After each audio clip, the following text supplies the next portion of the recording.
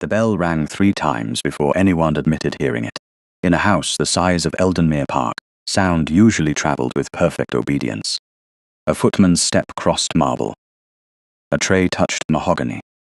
A lady laughed in the drawing room, and within moments every servant below stairs knew whether the laugh had been genuine or cruel. Yet the bell from the Duke of Caldemir's sick room had become, by some private miracle of neglect, the one sound no one wished to recognize. Beatrice Fenwick heard it from the passage outside the linen room, faint and thin, as though the cord itself were tired. She paused with a stack of folded sheets in her arms. Around her, the lower house moved with its usual disciplined haste. Coal scuttles past. A kitchen maid whispered over a tray of cooling broth. Somewhere beyond the green baize door, the voices of the family drifted down from the drawing room, polished and calm, discussing the approaching London season, as if His Grace were not lying fevered above them. The bell trembled again, one sharp pull. Then nothing. Beatrice turned toward the servants' hall, Mr. Silas Crewe stood near the long table, with the housekeeper's inventory book open before him, his narrow finger resting on a column of figures. He was the steward of Eldenmere, and he carried authority as if it were a cane he enjoyed, bringing down across smaller lives. He did not look up. That was His Grace's room, Beatrice said. Her voice was quiet enough not to challenge him, but clear enough to be heard. The scullery maid stopped polishing a spoon. The second footman lowered his eyes. Mrs. Vale, the housekeeper, glanced toward the ceiling with worry pinched between her brows, but she said nothing. Mr. Crewe turned a page. You are not assigned to the sick room, Miss Fenwick. No one has gone up. His Grace is sleeping. The bell gave one more faint, desperate twitch. This time even Mr. Crewe's jaw tightened. Beatrice felt the sound pass through her, like a hand laid against her conscience. She had been in service long enough to know the rules. A housemaid did not question a steward. A woman without fortune did not invite dismissal. A servant survived by seeing much, saying little, and knowing which doors were not hers to open. But she had also been a surgeon's daughter once. Before her father's debts had outlived his kindness, before black gloves and unpaid accounts had carried her from a small parlour in Harrogate to a maid's narrow bed beneath the roof of strangers. She knew the sound of thirst in a sick room. She knew the silence that followed when the helpless stopped asking. Mrs. Vale, Beatrice said, looking not at Crewe but at the housekeeper. The sheets can wait. His Grace cannot. A breath seemed to leave the hall. Mr. Crewe closed the ledger. You will do as you are told. Beatrice lowered the folded sheets onto the nearest chair. Her hands were steady, though her heart was not. Yes, Mr. Crewe. I was told when I entered service that the first duty of this house was to His Grace. His eyes sharpened. Mind yourself. I am trying to. She dipped the smallest possible curtsy and turned before courage could abandon her. Behind her, no one moved. That was perhaps the worst of it. Not the steward's anger, not the coldness of the stone passage beneath her shoes, but the careful stillness of good people who had learned that survival often wore the face of obedience. Beatrice passed through the narrow servants' corridor and climbed the back stairs, carrying no tray, no physician's order, no permission. The higher she went, the more the air changed. Below stairs smelled of coal smoke, soap, onions and damp wool. Above, Eldenmere smelled of beeswax, old portraits, cut flowers and money. It was a beautiful house. That made its cruelty feel less accidental. She reached the landing where family portraits lined the wall. Westbury men in hunting coats, Westbury women in pearls, all of them looking down, as if rank were a virtue inherited through the blood. From the drawing room below came Lady Octavia Westbury's voice, smooth as poured cream. Percival, you must not speak as though we expect the worst. It sounds so vulgar, a man answered with a soft laugh. My dear aunt, preparation is not vulgar. It is prudent, Lord Percival Westbury, the heir presumptive if the Duke died without issue. Beatrice had seen him only twice since he arrived at Eldenmere, but she had already learned the shape of him. He smiled before he wounded. He lowered his voice before he lied. Beatrice continued toward the west corridor. His Grace's sick room lay at the end, beyond 2 tall windows that looked over the Winterbear Park. No footman stood outside. No lady's maid waited with fresh linen. No physician's black bag rested by the door. The great Duke of Caldermere, owner of Eldenmere Park, Caldermere House in Mayfair, and lands that stretched farther than any servant could walk in a free afternoon, had been left alone. She knocked softly. "Your Grace," there was no answer. She opened the door. The room was too dim. Heavy curtains shut out the pale Yorkshire afternoon, and the fire had sunk to red eyes beneath a skin of ash. The air held the stale warmth of illness, bitter medicine, and neglected linen. On the bedside table sat a porcelain medicine cup, its handle mended with a careful line of old repair, placed just beyond the reach of the man lying beneath the dark coverlet. Alistair Westbury, Duke of Caldermere, did not look like the portraits downstairs. Those men had been painted to command. This man had been reduced to bone, fever, and breath. Dark hair clung damply to his brow. His face, still handsome beneath exhaustion, had the severe lines of someone who had spent years refusing to ask for comfort. His hand lay outside the sheet, fingers slightly curled, as if he had reached once and failed. Beatrice crossed the room quickly. "Your Grace," she said, softer now, "it is Beatrice Fenwick. I am only a housemaid, but I heard the bell." His eyelids moved. For a moment she thought he would not wake. Then his eyes opened, grey and unfocused, but alive. "Water," he whispered. The word was barely there. Beatrice poured from the covered jug and smelled it first by habit. Stale, but not spoiled. She lifted his head with the care her father had taught her, supporting the weight of him against her arm. For a terrifying second, she felt how little strength remained in him. A duke, she thought, should not feel so abandoned. He drank once, then coughed. She waited, patient and steady, until he tried again. "Slowly," she murmured. "That's it. Don't hurry." In speech, she forgot caution, as one did with the ill. When he had swallowed enough, she lowered him back to the pillows and set the glass within reach. Then she moved to the hearth and stirred the fire to life. The sound of coal shifting seemed indecently loud. She found the bell cord beside the bed and reached to straighten it. Her fingers stopped. The cord had been looped behind the carved bedpost and tied off with a narrow strip of dark ribbon. Not broken, not frayed, bound. Beatrice stared at the knot. A coldness deeper than the room entered her. No wonder the bell had sounded faint below stairs. No wonder no one had answered with urgency. Someone had made certain his Grace could pull and pull until his strength failed, and the house would hear almost nothing. "Miss Fenwick." His voice was rough, but clearer than before. "Yes, Your Grace." His gaze had found the cord. Fever clouded him, but not enough to hide understanding. A flicker passed across his face. Not fear, worse, recognition. "Did they send you?" "No, Your Grace. Crewe. He told me not to come." The Duke closed his eyes for a moment. Beatrice expected anger, but what settled over his features was a terrible restraint, as if rage required strength he could not yet spare. "The fire," he said. "They let it go out. I have mended it. The physician? I do not know, Your Grace." That was not enough. She heard it as soon as she spoke. He did too. His hand shifted against the coverlet, searching for command and finding weakness. Beatrice stepped nearer, but not too near. She was suddenly aware of every rule in England, standing between the bed and the place where she stood. He was a widowed duke. She was a maid. His door was closed. His family was below. A cruel person could make even mercy sound improper.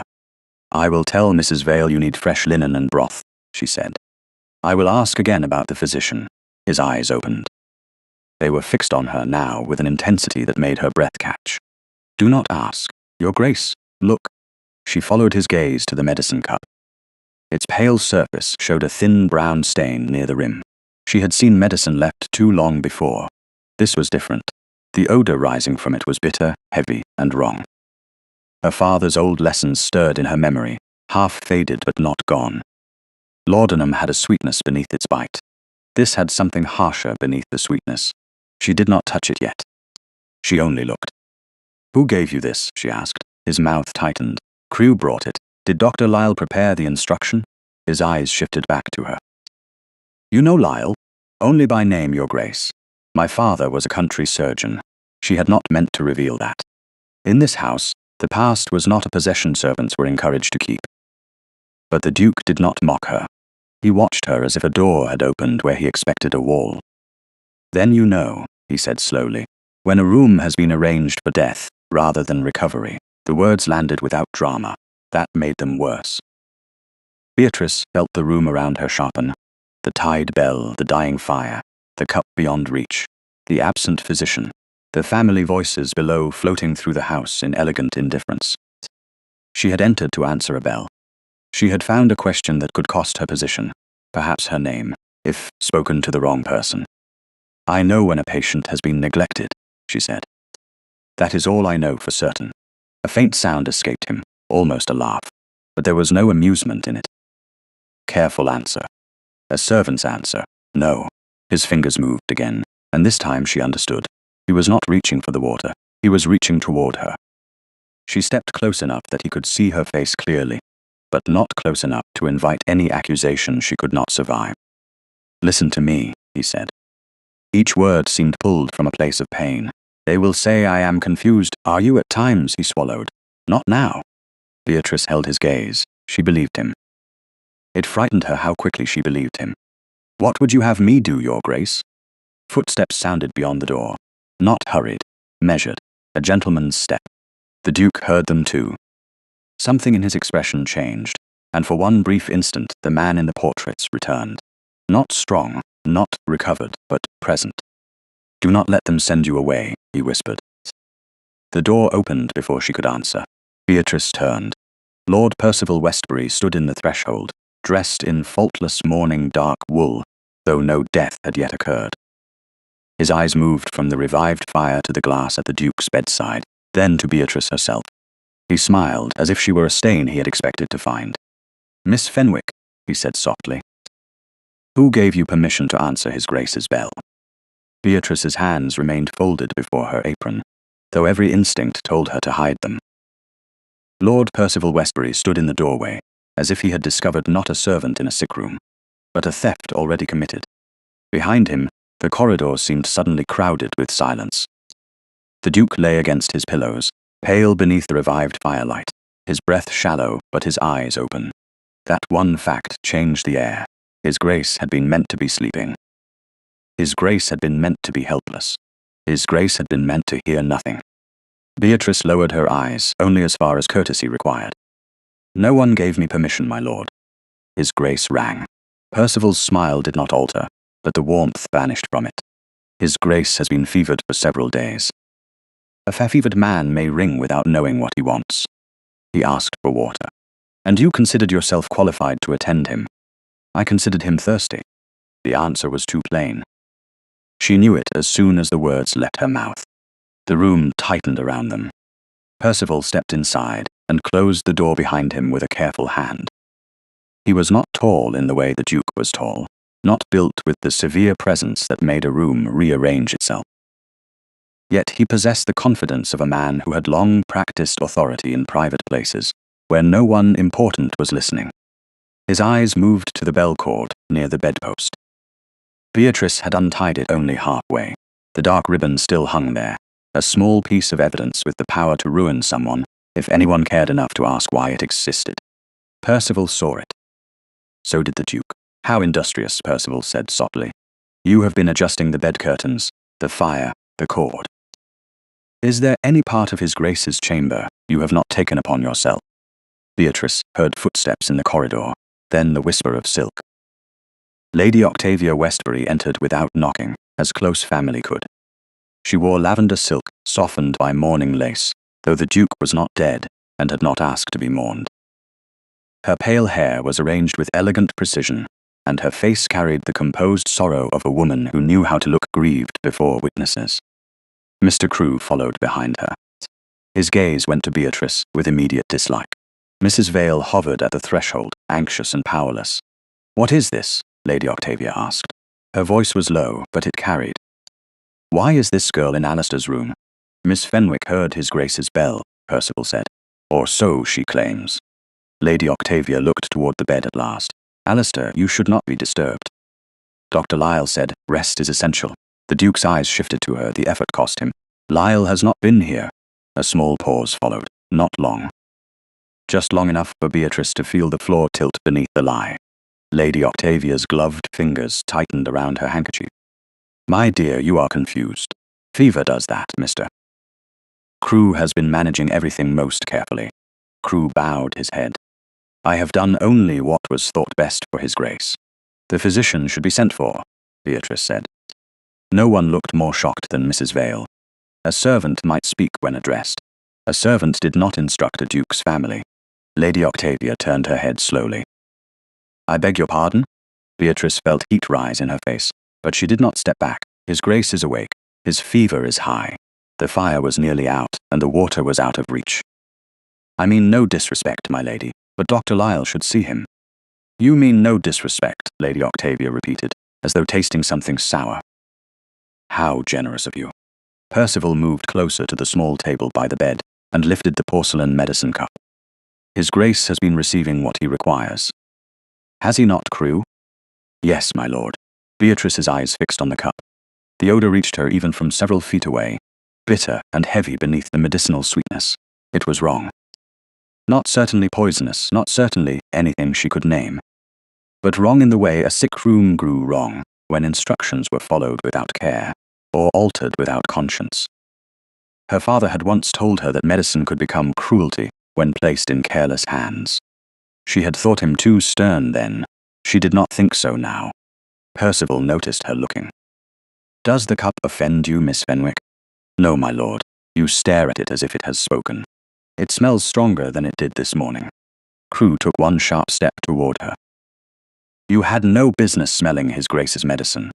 Beatrice turned toward him, and that was when he caught her wrist. It was not a blow. It was not dramatic enough to startle the room into decency. His fingers simply closed around her, with the practiced pressure of a man accustomed to making servants obey, without leaving visible proof. Pain flashed up her arm. She did not cry out. She only went still. The Duke saw it. Fever had dulled him, but it had not blinded him. His gaze sharpened first on Crewe's hand, then on Beatrice's face. Release her. The words were quiet. They did not need to be loud. Crewe froze. For a moment no one moved. Then he let go. Beatrice lowered her hand at once, but not before the Duke saw the reddened marks already rising on her pale skin. Something changed in his face. The man on the bed was weak. The Duke in him was not. No one, he said, each word separated by breath and will. Tretch Miss Fenwick. Lady Octavia gave a soft, strained laugh. Alistair, surely you do not understand, mister. Crewe was only preventing a servant from becoming hysterical. She is not hysterical. His eyes did not leave Crewe. She is observant. Beatrice's throat tightened so suddenly that she had to lower her gaze. Praise was dangerous in a room like this. Protection was worse. It created enemies. Lady Octavia moved to the bedside with the pained patience of a woman addressing a beloved relative who had become unreasonable. My dear Alistair, you must allow those who love you to preserve quiet around you. Miss Fenwick has disrupted the household. She has entered your chamber without instruction, contradicted Mr.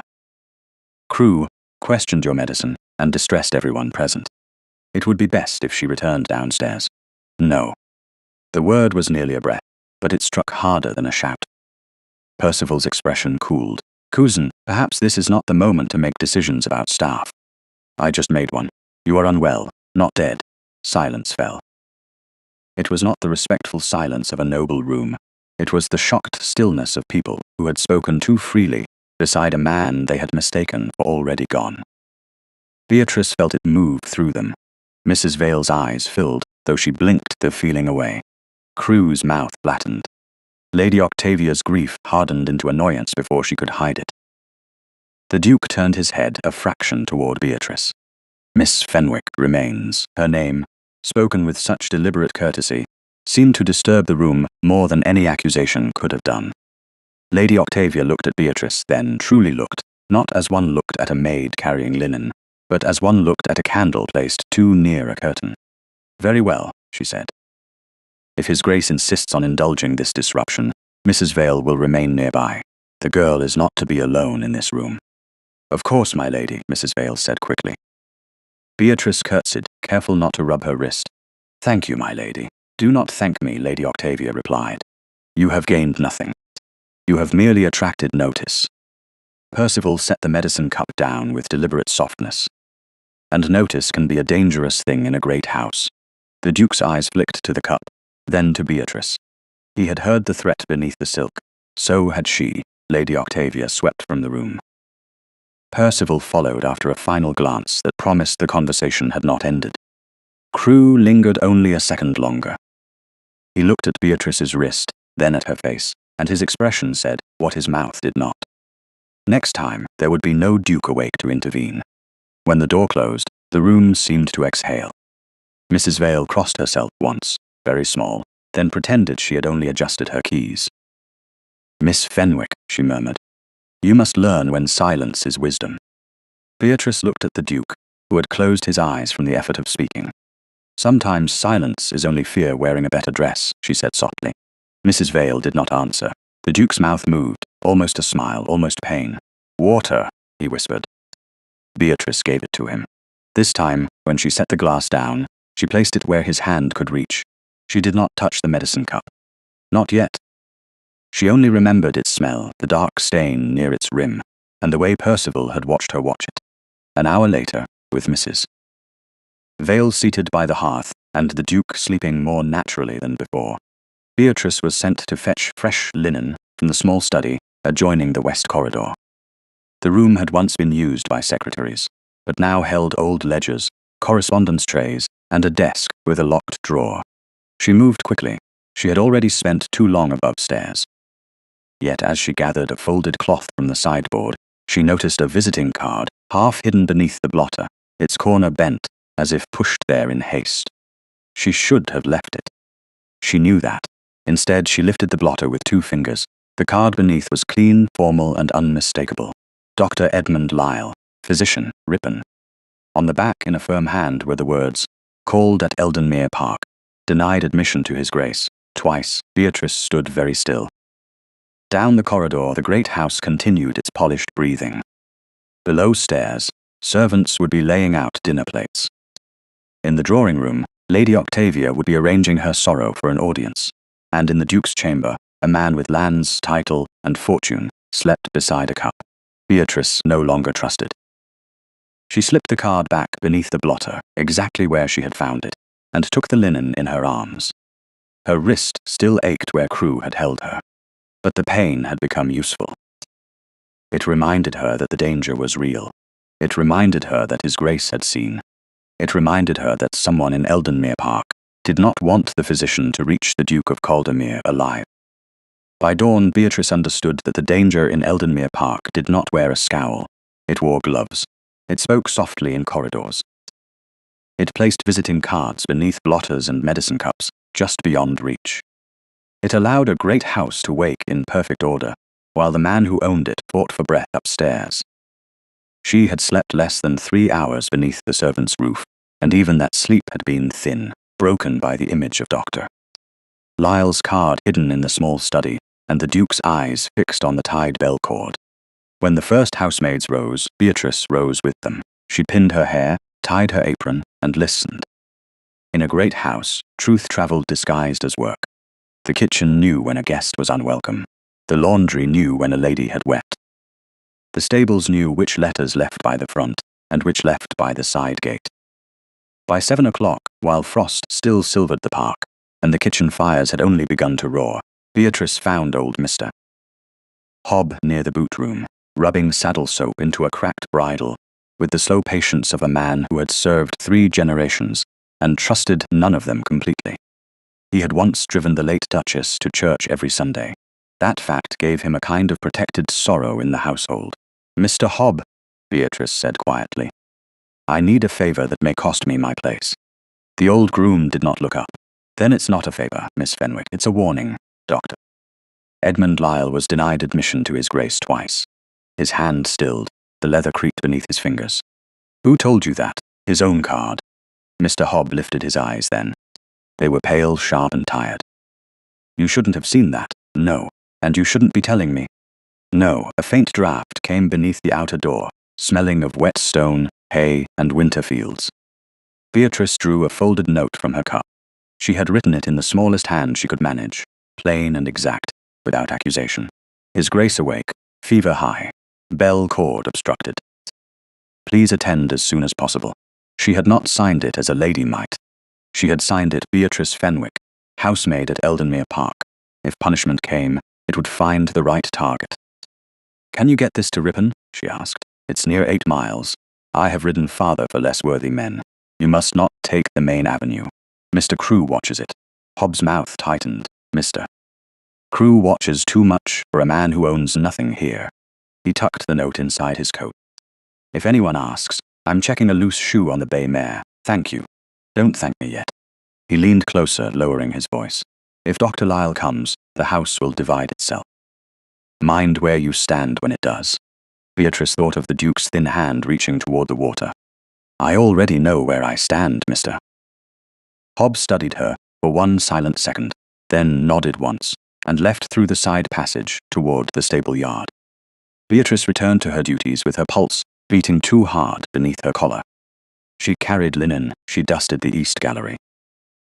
She polished the brass fender outside the morning room, while Lady Octavia's voice floated through the door, discussing whether the Duke's condition ought to be mentioned in letters to London. Each ordinary task felt like a disguise. At 10 o'clock, Mrs. Vale sent Beatrice upstairs with fresh towels under the excuse of replacing the damp cloths in the sick room. Mr. Crewe was not at the West Landing. That absence made her more uneasy than his presence would have done. Inside the Duke's chamber, the curtains had been opened only a hand's width. Pale light lay across the carpet like something timid. His Grace was awake. "Not well, but awake, Mrs." Vale sat in the corner with her sewing as Lady Octavia had commanded, though her needle had not moved in several minutes.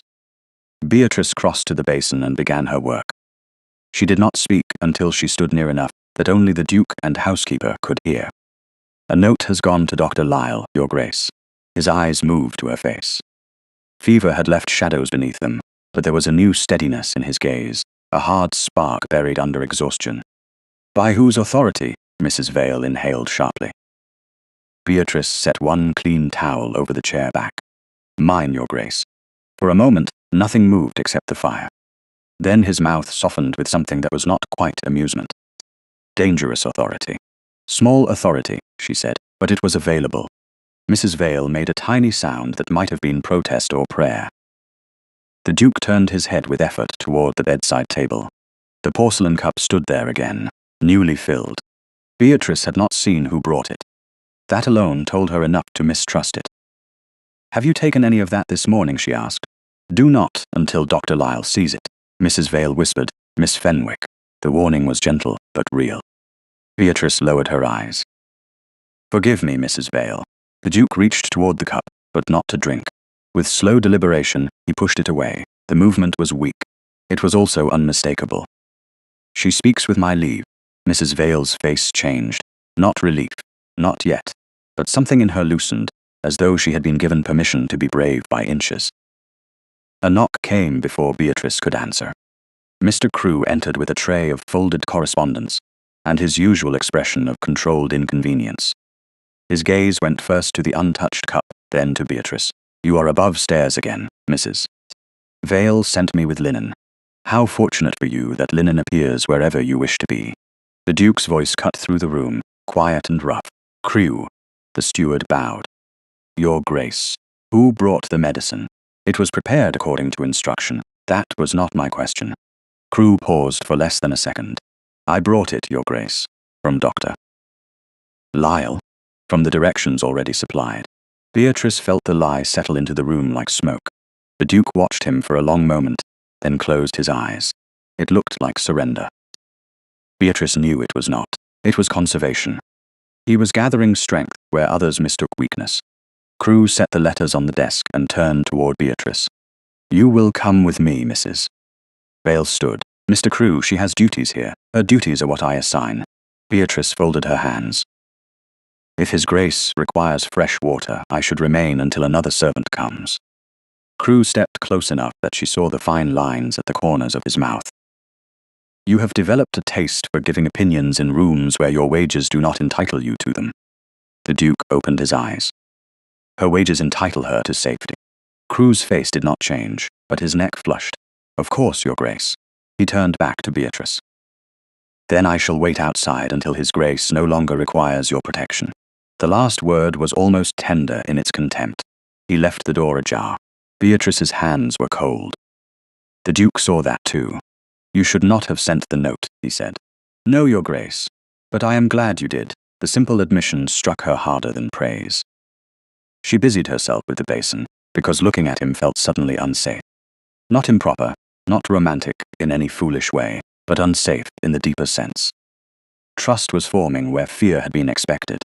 A maid could survive dislike. Trust could ruin her if placed in the wrong hands. Just before noon, hoofbeats sounded in the front drive. Not the grand rhythm of visitors arriving for luncheon, but the urgent, uneven approach of a man who had not waited to be invited twice.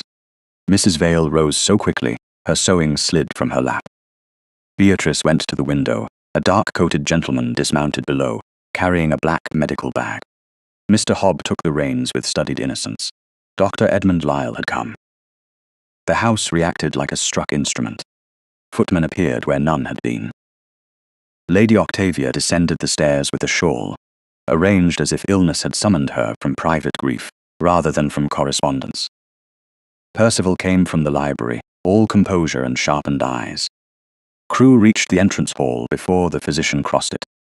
Beatrice heard only fragments from above. His Grace is resting. Then I'll see him resting. This is not convenient. Illness rarely is. Moments later, Doctor. Lyle entered the Duke's chamber without waiting for permission from anyone except the man in the bed. He was in his late 50s, broad-shouldered, weathered, and plainly angry beneath professional control. He bowed to the Duke first. Your Grace.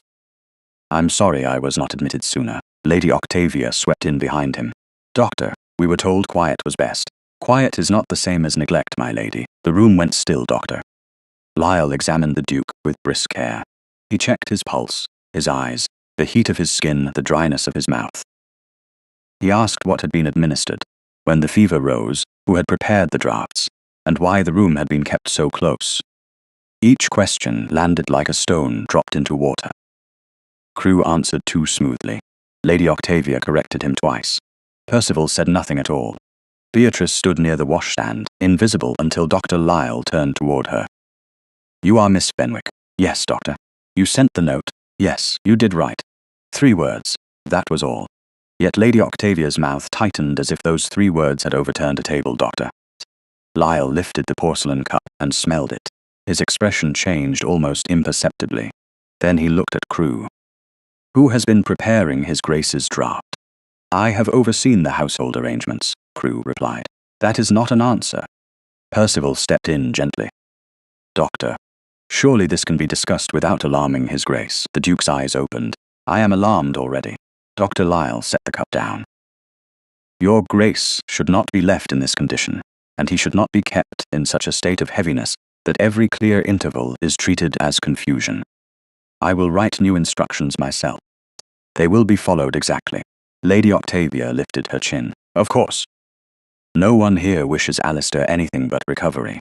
Beatrice looked at the tied place on the bell cord, now freed but still creased. She looked at the cup. She looked at the family faces arranged around the bed. The Duke looked at her. His hand moved beneath the coverlet, searching weakly at his right side. My ring, he said. Percival frowned. Cousin? My signet. With Mrs. Vale's help, the small box was brought from the bedside drawer. The Duke took the heavy ring with visible effort and held it out. Not to Percival, not to Crewe. To Beatrice. She stared at it, unable to move. Your Grace, I cannot. You can. His breath caught, but his voice held. If Doctor Lyle must be sent for, if a message must leave this house, if anyone bars the way, you will use this. Lady Octavia went pale with offence. Alistair, this is most irregular. So is dying of thirst in one's own bed. No one spoke. Beatrice stepped forward and received the signet in her palm. It was warm from his hand and heavier than she expected. Authority, she thought, had weight. So did trust. Dr. Lyle closed his bag. His face remained grave. I will return this evening. Until then, no draft not prepared under my written direction. No closed curtains during the day. More water, light broth, air, fire maintained. He looked from Lady Octavia to Percival to Crewe. And no one is to prevent my entrance again. At the door, he paused beside Beatrice and lowered his voice enough that only she could hear. Miss Fenwick, if the present regimen had continued, unchecked, His Grace might not have survived the week. Then he was gone. leaving behind a room full of people who had just heard a duke give his power to a maid, and one maid who now understood that saving him would require more than kindness. It would require surviving the house that wanted him silent. By the next morning, Eldenmere Park had learned to whisper around Beatrice Fenwick. A day earlier she had been another housemaid with quiet hands and a plain apron, noticed only when a grate was not swept or a linen press was not in order. Now footmen glanced away when she passed. Kitchen maids lowered their voices. Even Mrs. Vale, who had always believed discipline was a servant's safest form of mercy, watched Beatrice with a worry that looked almost like respect. The Duke's signet lay hidden in the small pocket sewn beneath Beatrice's apron, wrapped in a square of clean muslin. Its weight seemed to touch her even when she stood still. She had not asked for authority. Authority was dangerous when placed in a servant's hand, because those above her could call it theft the moment it ceased to please them. Yet Dr. Lyle's warning had settled over the house like frost. If the present regimen had continued, His Grace might not have survived the week. That sentence moved beside Beatrice as she carried fresh linen toward the west corridor with Mrs. Vale at her side. Dr. Lyle had left written instructions in a firm hand, and the first line was simple. The sick room must be kept warm, clean, aired, and supplied. It sounded ordinary. It should have been ordinary. It was not. "We will check the coal first," Mrs. Vale said, her keys trembling faintly against her black skirt. "Then the broth. Then the linen." Beatrice's nodded. "Yes, Mrs. Vale. You understand, Miss Fenwick, that we are not investigating." "Of course." Mrs. Vale gave her a sharp look. Beatrice lowered her eyes. "We are ensuring, Doctor." Lyle's instructions are followed. That is better. The coal box outside His Grace's chamber held only a poor mix of slack and small broken pieces that burned quickly and gave little heat. In the warming room, however, 2 sacks of better coal stood marked for the west rooms in chalk. Beatrice touched the mark with one finger. The chalk came away fresh. Mrs. Vale's lips pressed together. Those should have been sent up yesterday. Who ordered otherwise? Mr. Crewe controls household distribution when costs are under review. The phrase was proper. It was also useless. Beatrice said nothing. In the still room, the broth prepared for His Grace was thin enough to look like cloudy water. Yet in the kitchen ledger, cook had signed for beef, marrow bones, barley, and fresh eggs assigned to the sick room. Cook herself was offended when Mrs. Vale asked. "I sent up good broth," the woman insisted, wiping flour from her hands, rich enough to stand a spoon in, as Dr. Lyle asked. "If His Grace is getting dishwater, it's not from my pot." She stopped then, realizing she had spoken too freely. Beatrice looked at the covered tray, waiting near the dumbwaiter. It smelled faintly of salt, and almost nothing else. The silence that followed was not empty. It had a name, now. Someone was taking what was meant for the Duke and replacing it before it reached him. Upstairs, His Grace was awake when they entered. The change in him was slight, but Beatrice saw it at once. His eyes were clearer. The fever had not left him, but it no longer seemed to own him entirely. The curtains were opened wider under Dr. Lyle's order, and pale winter light touched the carved bedposts, the medicine table, and the empty porcelain cup that Beatrice had set aside for the physician to see again. The Duke looked first at Mrs. Vale, then at Beatrice. "You have found something." Mrs. Vale stiffened. "Your Grace, we have found irregularities in the household supplies." His mouth curved without humor. A gentle word. Beatrice stepped forward with the fresh linen. "The coal sent to your room was poor quality, Your Grace. Better coal was marked for this corridor, but not delivered. The broth has been changed before reaching you. Cook says she prepared what Dr. Lyle required." "And linen?" Mrs. Vale answered, "because linen was her kingdom and therefore her shame. There are clean sheets in the press, Your Grace. They should have been changed yesterday." The Duke closed his eyes. For one moment, exhaustion crossed his face so plainly that Beatrice wished she had softened the report. Then he opened them again, and she was glad she had not. A lesser kindness would have been another curtain drawn across the truth. "The household ledger," he said. Mrs. Vale hesitated. "Mr. Crewe keeps the principal accounts. Not all." He turned his gaze toward the small escritoire near the window. "There is a fever ledger. My mother began the practice when my father was ill." Sickroom expenses, physician's visits, special foods, extra coal, additional staff. It should be in the lower drawer. Mrs. Vale looked startled. Beatrice crossed to the escritoire only after Mrs. Vale nodded permission. The lower drawer was stiff but not locked. Inside lay old account books tied with faded tape. Beatrice found the newest volume beneath two older ledgers and brought it to the bedside table. The Duke tried to lift his hand. He could not manage the weight of the book. Beatrice did not pity him. She opened it instead and angled it so he could see. "Read," he said. His voice was low, and the single word carried both command and humiliation. Beatrice understood what it cost him to need her eyes. January 14th, she began. Coal for West Sickroom, best grade, 2 sacks. Beef, marrow bones, eggs, cream, barley, linen rotation. Fire maintained through night. Dr. Lyle called. She stopped. Mrs. Vale looked up sharply. Dr. Lyle did not see His Grace on January 14th. "No," Beatrice said. She turned the page. January 15th. Dr. Lyle called. Fee recorded. Special draft preparation. Night attendant arranged. The Duke's face went still. "No night attendant came, Mrs. Vale whispered. "No, Your Grace." Beatrice stared at the entries. The words were neat, almost elegant, but several figures had been written over, as if the amounts beneath had been changed after the ink dried. In the margin beside the draft entry was a notation about dosage. It was small. Too small for Mrs. Vale to read from her chair. Beatrice leaned closer, then felt a chill travel through her. "Your Grace," he heard it in her voice. "What is it?" The hand that altered the dosage note. She turned the book slightly toward the light. "It resembles the hand on the scrap, Doctor." Lyle said was not his direction. Mrs. Vale rose and came near enough to see. "That is not the doctor's writing." "No," Beatrice said, "and it is not Cook's." "It is not yours." The Duke looked toward the door as if he could see through it to every room in his house. Crew. No one said yes. No one needed to. The name lay among them as plainly as the ledger. Then footsteps approached. Mrs. Vale closed the ledger too quickly, but not quickly enough. Lord Percival Westbury entered after a soft knock that did not wait for permission. He carried a spray of winter jasmine in one hand, an offering so delicate it made the room feel colder. "Cousin," he said, "you look improved." "We are all greatly relieved." The Duke did not answer at once. Beatrice stepped back, but not so far that the ledger left her reach. Percival's eyes noticed that. They noticed everything. Mrs. Vale, Miss Fenwick. He gave Beatrice the smallest bow one could offer without granting equality. "Still indispensable, I see." The Duke's voice was quiet. "What do you want, Percival? Must concern sound so accusatory? I came to see whether you required anything.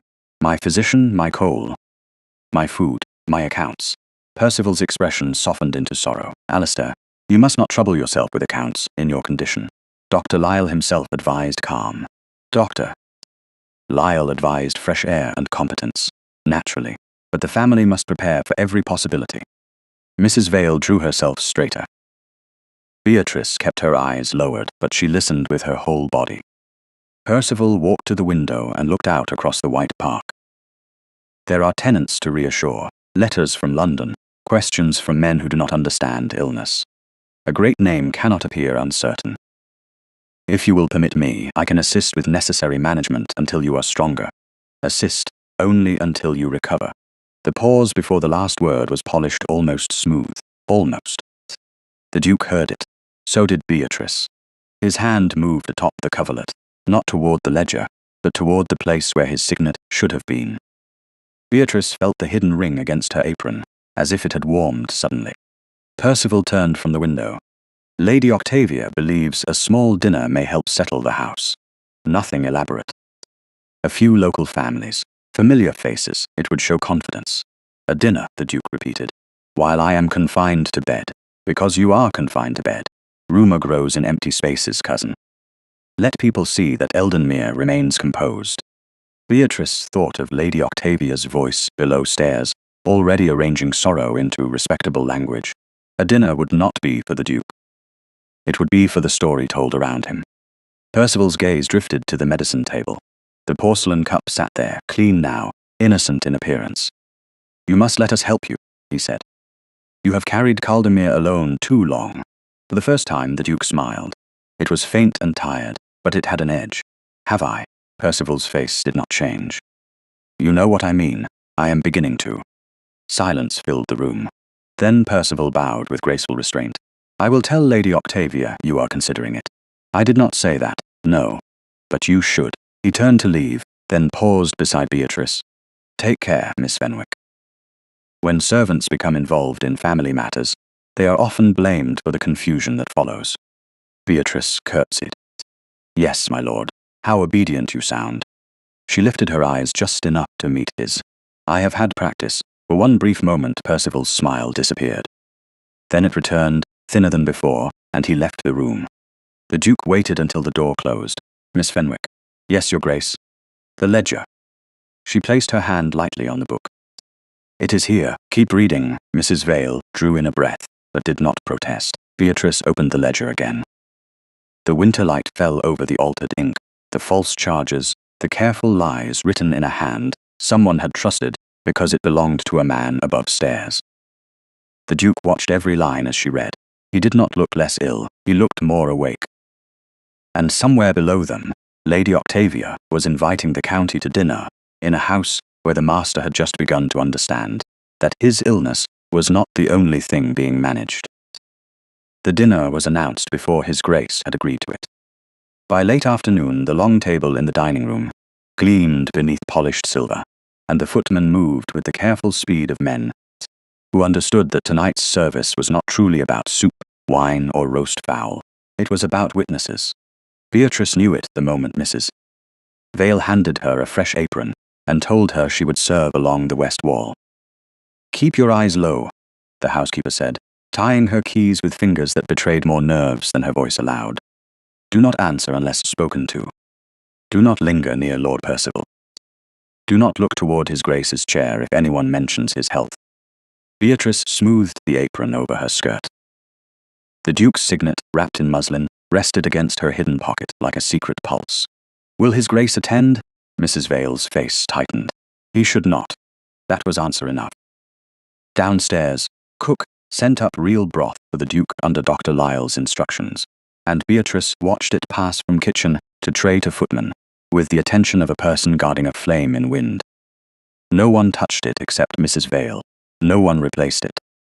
Still, Eldenmere felt less safe than it had before the physician came. Danger had stopped hiding in neglect and begun arranging flowers.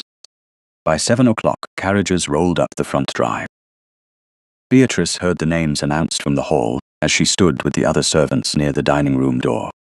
Sir Malcolm and Lady Ainsworth, the Reverend Mr. Pritchard and his wife, Mrs.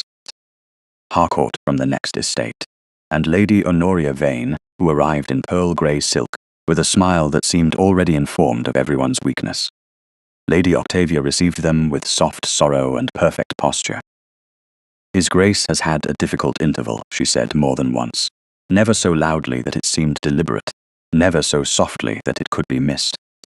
Lord Percival stood beside her, grave, composed, and dressed in dark evening clothes that made him look less like a guest than a successor rehearsing restraint. The Duke's place at the head of the table remained empty. That absence ruled the room more completely than his presence might have done. As the first course was served, Beatrice moved along the sideboard with the other servants, offering plates, replacing glasses, and listening without appearing to listen. The conversation began with weather and roads, then turned, as it had been designed to turn, toward the sick room upstairs. Such anxiety for the county, Sir Malcolm said, lowering his voice with the care of a man hoping to be overheard. Caldemere is not merely a title. Half the tenants west of Ripon depend upon His Grace's judgment. Indeed, Percival replied. That is precisely why steadiness is required. Lady Octavia touched her handkerchief to one dry eye. Alistair has always carried too much alone. His dear wife's passing changed him. He became quite determined to manage everything himself. Grief does harden a man, Lady Honoria said. She lifted her glass, and the diamonds at her throat flashed in the candlelight. Sometimes illness is the body's way of begging to be relieved of burdens. Beatrice was pouring water for Mrs. Harcourt when she heard it. The words were gentle enough for a drawing-room, but something in them turned her stomach cold, relieved of burdens, not healed, not strengthened, relieved. Percival inclined his head. There are arrangements that can be made without distressing his grace. Temporary assistance. Naturally. Nothing unseemly. Naturally, Lady Honoria said. Her eyes flicked toward the empty chair. One must protect a great house from uncertainty. Beatrice moved on before her stillness could betray her. The dining room smelled of beeswax, wine, candle smoke, and costly food. It should have felt warm. Instead, every courtesy seemed to hide a blade. When the fish course was cleared, Lord Percival rose slightly. Not enough to make a speech, but enough to command attention. My cousin has had a quieter day under Dr. Lyle's care. We are thankful. Yet recovery may be slow, and Eldenmere must not burden him with unnecessary concerns. Lady Octavia and I have therefore begun reviewing what matters may be handled for him until he is well. How considerate, Mrs. Pritchard murmured. Beatrice, standing near the sideboard with a folded napkin over her arm, felt Mrs. Vale glance toward her from the doorway. The housekeeper had heard it too. A review of matters, handled for him. Words like velvet over a locked door. Then a sound came from the hall, not the servants' entrance, not the kitchen stairs. A pause, another step. The butler, Mr. Anstruther, appeared at the dining room door, his expression strained beyond the limits of training. His Grace, the Duke of Caldemere. The room changed before the Duke entered. Cutlery stilled. Lady Octavia's hand tightened around the stem of her glass. Percival turned so quickly that the candlelight caught the surprise in his eyes before he lowered his lids. Alistair Westbury stood in the doorway in a dark dressing gown beneath a formal coat thrown over his shoulders. Doctor. Lyle had not permitted him the stairs, and yet there he was, upright by force of will, and one hand braced against the door frame. A footman hovered behind him, terrified of offering support without being asked. The Duke's face was pale, but his gaze was clear. "Forgive my lateness," he said. His voice was rough, but it carried. I was not aware I had invited half the county to discuss my incapacity. No one breathed. Then Lady Octavia rose with a soft cry. "Alistair, you must not. This is most unwise. So I am told." He looked at Percival. Often, Percival recovered first. "Cousin, this dinner was meant to reassure our neighbors. No one intended to distress you. Then everyone may consider me reassured." The Duke took one step forward. It was too much. His body betrayed him in the smallest possible way.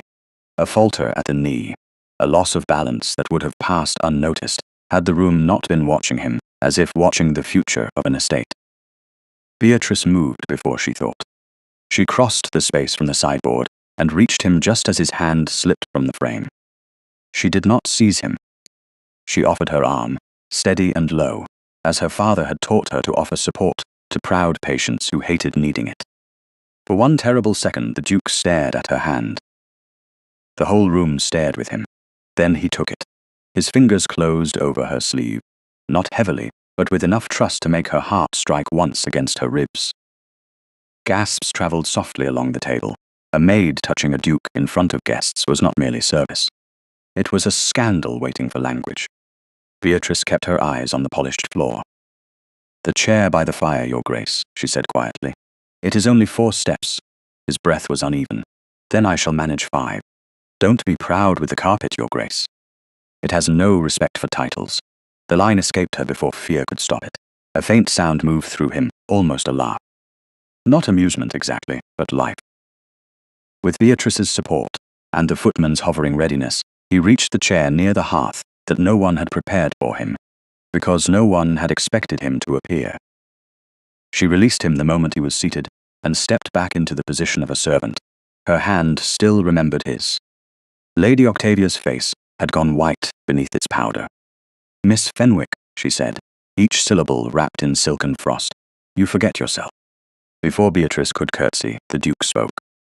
Miss Fenwick prevented a fall. Lady Octavia smiled with visible effort. "Of course. We are grateful for her quickness, but propriety must be maintained." The Duke turned his head slowly toward the table. "Any insult to her is an insult to my house." The words landed with such quiet force that even Lady Honoria looked down at her plate. Beatrice felt heat rise beneath her collar, but it was not shame. It was something more dangerous. To be defended privately was one thing. To be defended before people who mattered to society was another. It placed a mark on her that could protect or destroy. Percival pushed back his chair slightly. No one insults Miss Fenwick, cousin. We only observe that the household seems to have become unusually dependent on her. The household, the Duke said, might profit by depending more often on people who answer bells. Silence. Beatrice saw Mrs. Vale lower her eyes quickly, but not before something like triumph crossed her face. Lady Honoria set down her glass. How fortunate His Grace has such devotion below stairs. Her tone was light, yet the word devotion carried poison. The Duke looked at her for the first time. Fortunate indeed. Lady Honoria's smile faltered. Percival stood. You have made your point. Let me help you back upstairs. No. The Duke's hand rested on the chair arm, knuckles pale. I will remain long enough for our guests to understand that Eldenmere is not awaiting a new master. The statement cut through the room. Sir Malcolm coughed into his napkin. Mrs. Harcourt stared at her wine. Lady Octavia sat very slowly. Beatrice stepped back to the sideboard, where her place was, but the room did not allow her to become invisible again. Every eye knew she had reached the Duke before his family did. Every ear had heard him defend her. The service resumed, though no one tasted much afterward. The servants moved with exact care. Conversation returned in fragments, weak and artificial. The Duke answered only twice, both times briefly, both times enough to prove he was not delirious. Beatrice never looked at him directly. She did not need to. She felt his awareness like a candle behind a screen. When at last Dr. Lisle was summoned and insisted the Duke return upstairs, Percival offered his arm again. This time, the Duke accepted only the footman's assistance.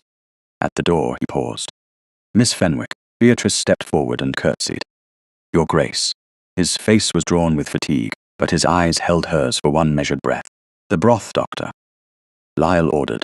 It is ready, Your Grace. See that it reaches me. Yes, Your Grace. The room heard the command. More importantly, it heard the trust. After he left, the dining room seemed colder than before. Lady Octavia folded her napkin with exquisite care. Percival watched the doorway through which the Duke had gone, and for the first time that evening, his composure looked less like confidence than calculation under strain. Beatrice took the prepared tray from Mrs. Vale and carried it upstairs herself. Behind the half-closed dining room door, Lady Octavia's voice drifted into the hall, low and sharp enough that courtesy no longer softened it. Then, we remove the maid before she teaches him to live. Beatrice did not stop walking. The tray was steady in her hands. But the words followed her up the stairs, step after step, until the great house around her no longer felt merely watchful. It felt awake. By the time Beatrice reached the west corridor with the broth, the house had folded its politeness back over the dinner like linen over a stain.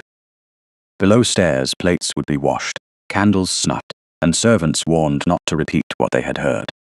Above, the Duke of Caldemere lay once more behind his chamber door, his brief appearance. Before the county already being shaped by other tongues, into whatever story would best serve those who feared his recovery. Beatrice carried the tray steadily, though Lady Octavia's words kept pace with her. Remove the maid. Not dismiss, not reassign, remove. The difference mattered. When she entered the sick room, Dr. Lisle stood at the bedside with his fingers against the Duke's wrist, and his mouth set in a line of displeasure. Mrs.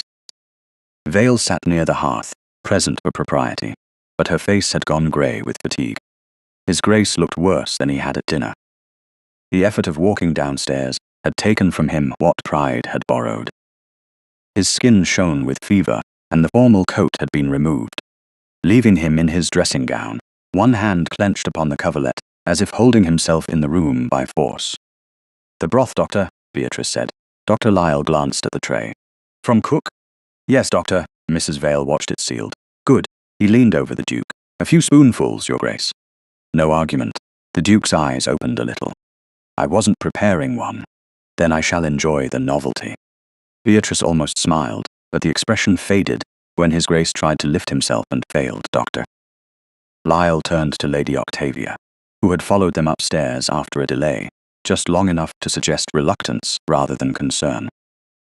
My lady, he will require watching through the night. Lady Octavia's brows rose. Surely that is a matter for servants. A family member would be appropriate. Silence met him. It was not confusion. It was refusal dressed in breeding. Lady Octavia looked toward the drawn curtains, then the medicine table, then anywhere except the bed. Doctor, you cannot expect me to sit in a gentleman's sick room through the night. Even for my brother by marriage, there are proprieties. Mrs. Vale will remain, Dr. Lisle said. A servant may assist. Then Miss Fenwick will do, the Duke murmured. Lady Octavia's head turned. Alistair, after what occurred downstairs, that is precisely what should be avoided. His eyes opened fully. Weakness had thinned him, but it had not softened the authority in his gaze. What occurred downstairs was that Miss Fenwick kept me from falling while my family watched.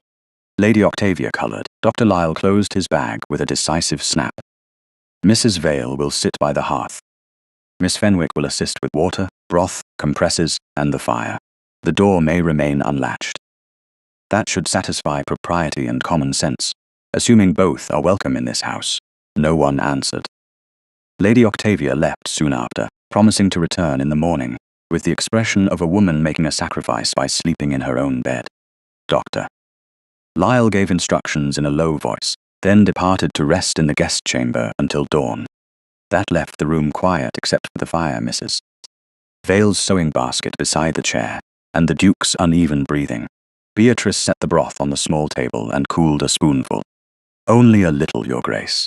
His mouth moved faintly. You sound like Lisle. Then I shall take that as proof I am correct. You might take care, Miss Fenwick. Correct people are seldom popular. I entered service without expecting popularity. She slipped one hand behind his shoulders, careful and impersonal, and helped him drink. He managed 3 spoonfuls, then turned his face slightly away. She did not press him. Instead, she changed the cloth at his brow and adjusted the fire, feeding it the better coal, Mrs. Vale had secured and locked away herself. The room warmed slowly. After a time, the harshness of the fever began to ease, not vanish, but loosen. Vale nodded in the chair, her chin dipping once, then lifting as she fought sleep. Beatrice moved quietly. She had spent her life learning how to be useful without being noticed. Yet His Grace noticed everything now. Your hands are certain, he said. For a housemaid. I was not always a housemaid. She regretted the answer as soon as she gave it. Night made honesty easier, which was why sensible people feared it. The Duke watched her through half-lowered eyes.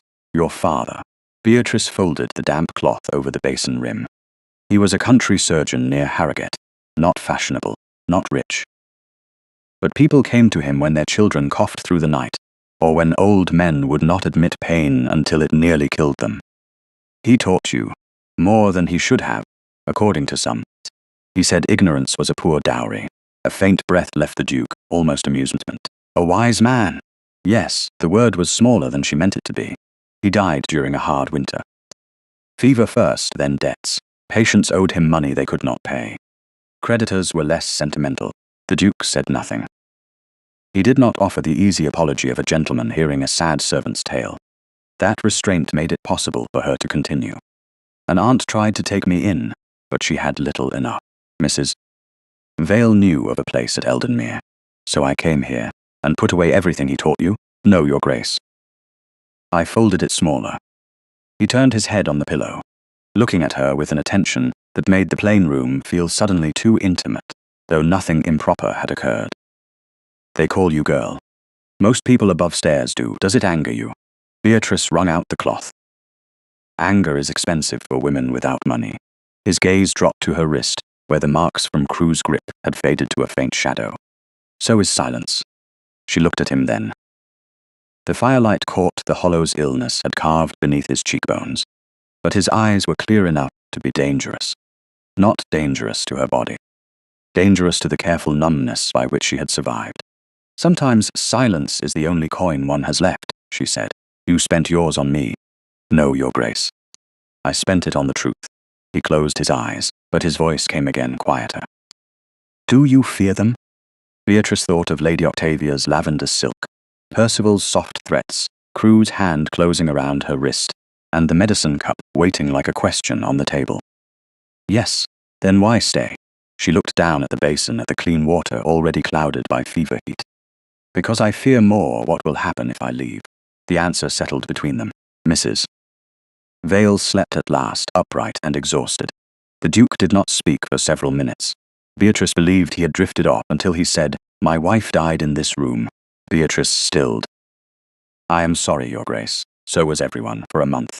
Then they began speaking of heirs, accounts, alliances, rooms to be reopened. His hand shifted on the coverlet.